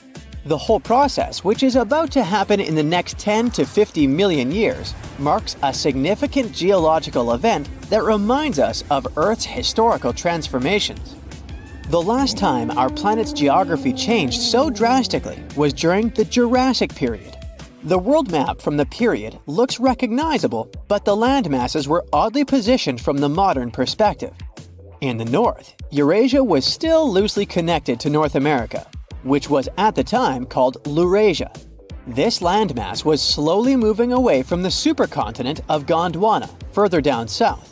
It consisted of what we know today as Africa, South America, Australia, and Antarctica. At the time, the Indian plate was closer to Madagascar than to Eurasia, as it is today. There is a place deep in the ocean where pressure is 1,000 times stronger than that we're used to at the surface. This force is enough to turn an unprotected human into dust instantly.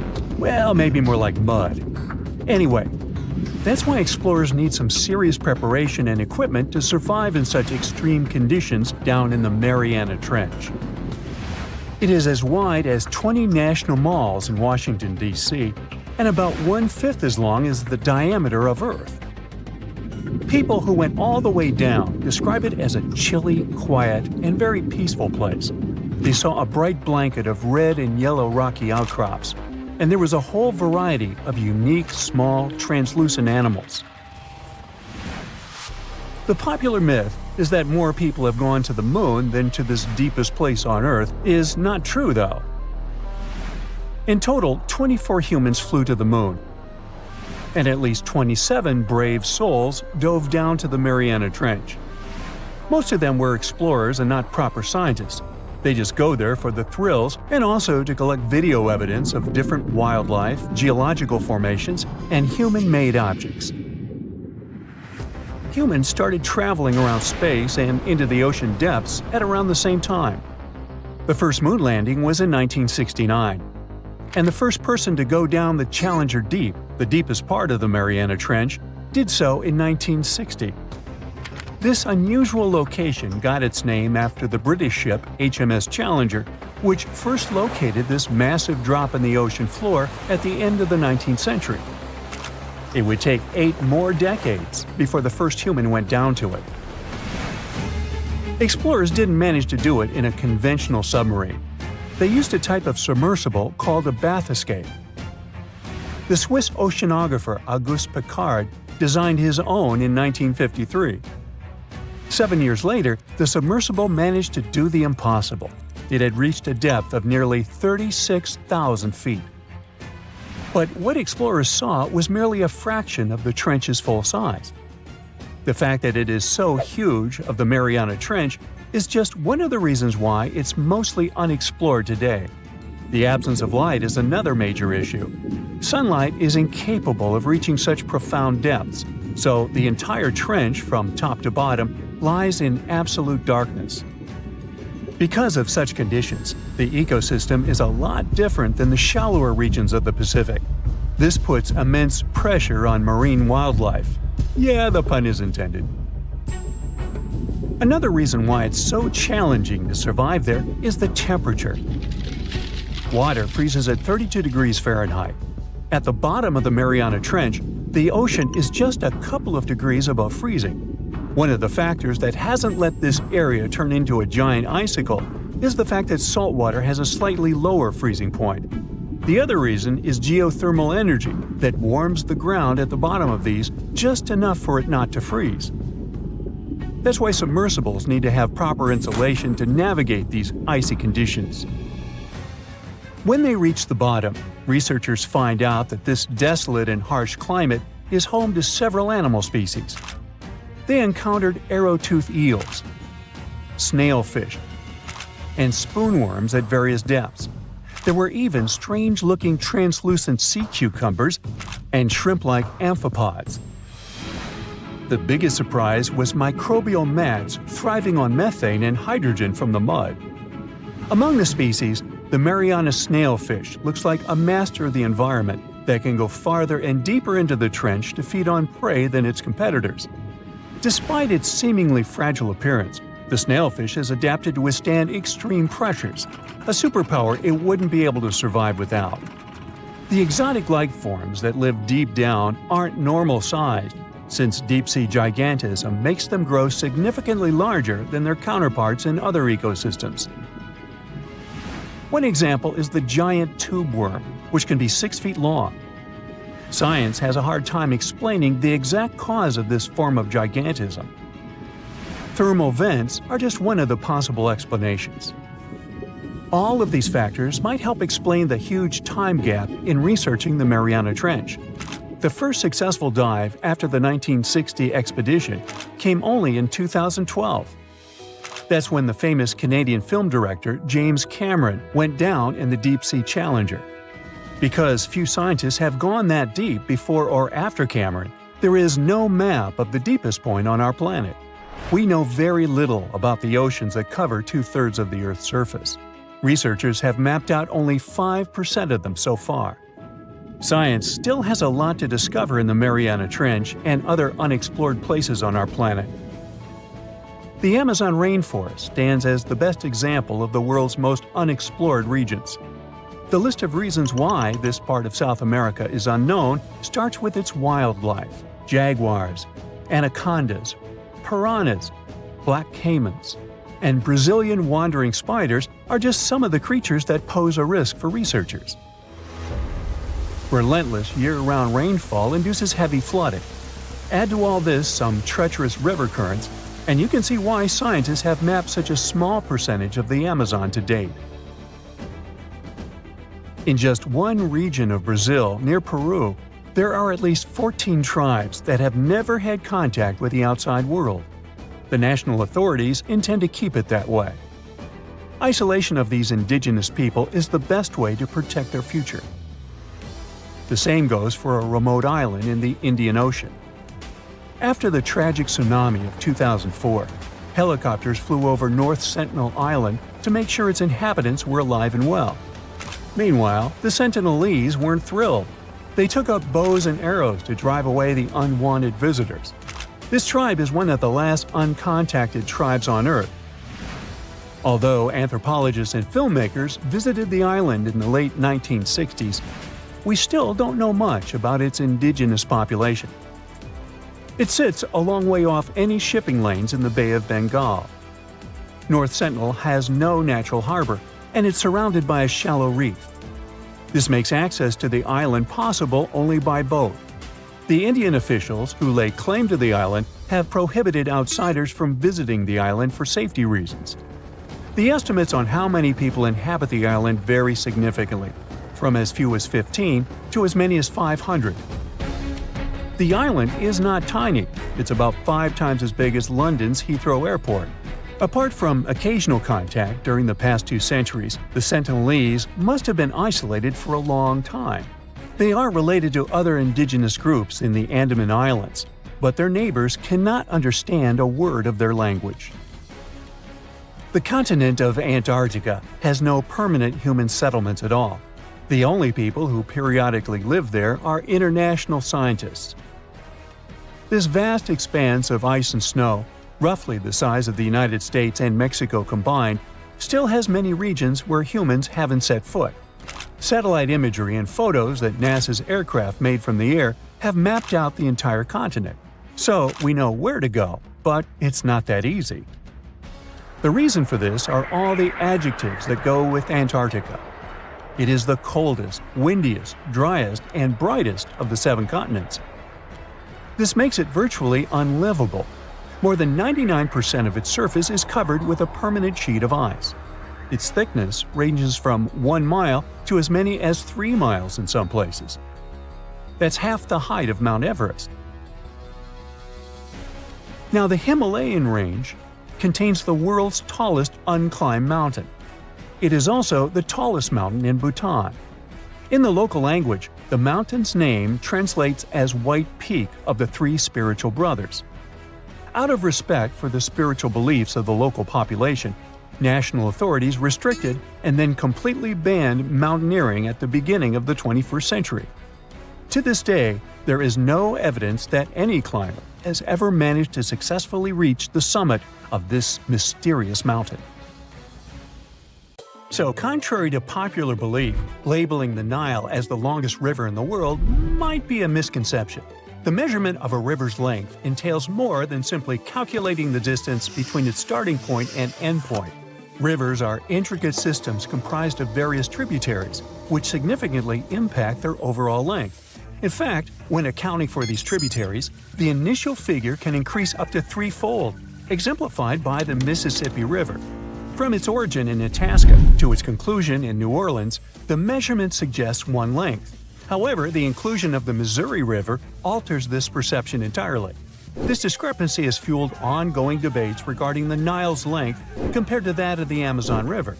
Despite Google's recognition of the Nile as the longest river worldwide, it may not fully align with the factual reality. That's a nice way to put it. To comprehend this concept, envision rivers as the veins within a human body. It would be inaccurate to assume that a 6-foot-tall individual only has 6 feet of veins, right? Veins intricately weave throughout the entire body, much like a vast network. Rivers operate under the same principle, and the length of the main river is not the sole consideration. The extensive network of tributaries holds equal importance. Meanwhile, atmospheric rivers are fascinating meteorological occurrences, characterized by air currents that transport incredible amounts of water vapor all the way from the Amazon rainforest in northern South America to as far as northern Argentina. These airborne highways serve as essential conduits for the life-giving moisture carried by these airborne rivers, and their influence extends across Brazil's central west, southeast, and south regions, shaping the waterfall patterns in these areas. When these ethereal rivers converge with specific weather conditions, such as a cold front, the latent humidity they bear can transform into much-needed rainfall. This precipitation plays a vital role not only in sustaining the diverse ecosystems of the region, but also supporting Brazil's thriving economy in multiple ways. The significance of this phenomenon is evident as it enables the irrigation of crops, ensuring agricultural productivity and food security. Additionally, it replenishes local rivers, keeping the water flow steady and supporting aquatic life. Moreover, the water collected by these rivers is channeled into dam reservoirs, providing a reliable source of energy for the nation. The amount of water carried by the airborne rivers may match or even surpass the enormity of the Amazon's flow. Thus, when we unite the conventional Amazon River with its aerial counterpart, it becomes significantly larger than the Nile. Atmospheric rivers are also observed in the Congo Basin, where the climate is predominantly shaped by the moisture emanating from the Atlantic Ocean and the forests of the Congo Basin.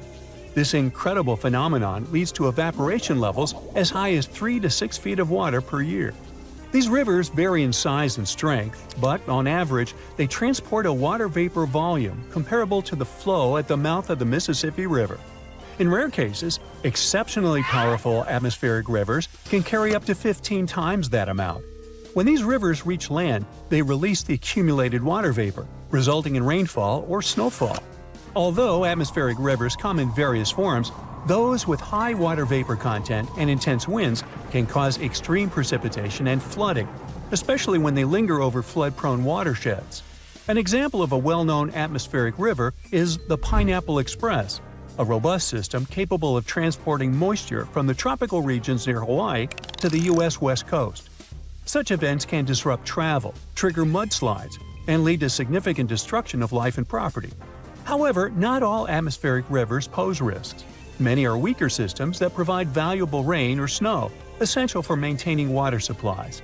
Plus, they play a critical role in the global water cycle and have a close association with water supply and flood hazards, particularly in the western United States.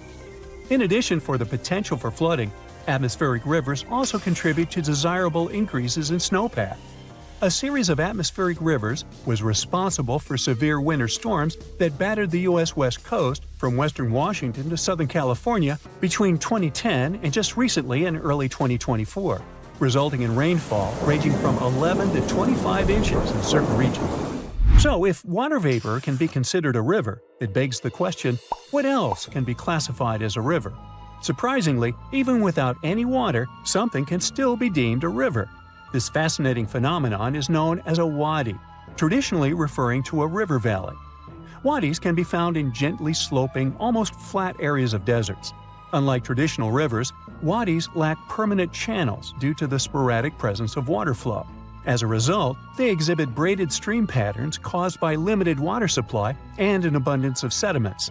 The water that does manage to reach the stream bed percolates down, causing a sudden decrease in energy and significant deposition. Additionally, wadis can develop sediment dams, altering stream patterns during subsequent flash floods. Interestingly, wind also plays a role in sediment deposition within wadis. When wadi sediments are submerged or moist, wind-driven sediments settle on top of them, resulting in a mixture of both water and wind sediments. Rivers can be peculiar not just because they consist of sand or air, but also because of their fascinating coverings. In certain conditions, Scotland's River Dee reveals an intriguing sight: peculiar frozen formations that resemble lily pads. These formations, called ice pancakes or pancake ice, occur naturally when gentle waves cause smooth pieces of ice to collide, resulting in smooth rounded edges.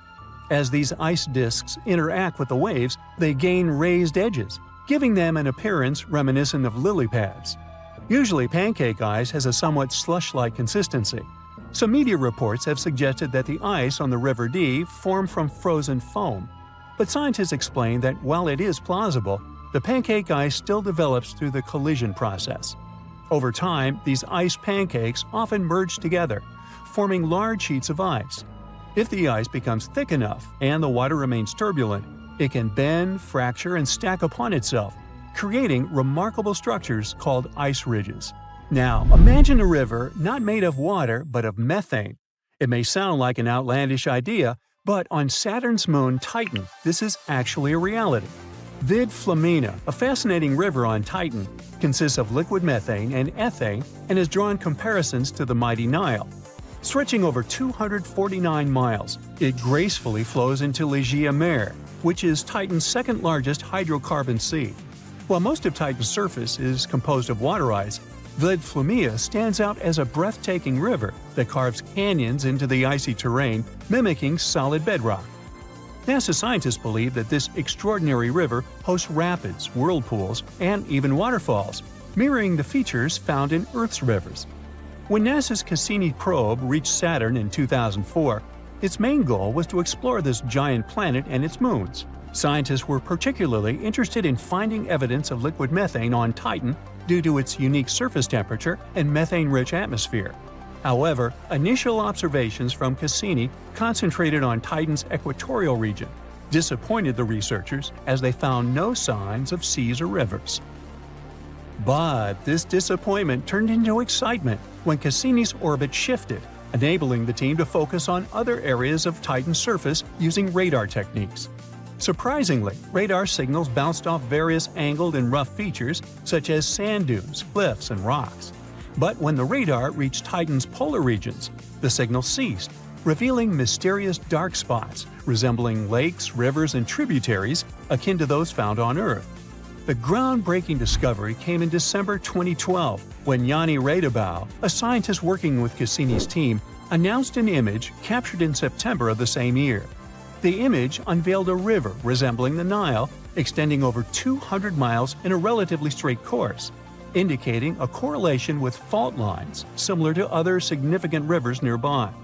This remarkable flowing body navigates through rugged and inclined terrain, suggesting the occurrence of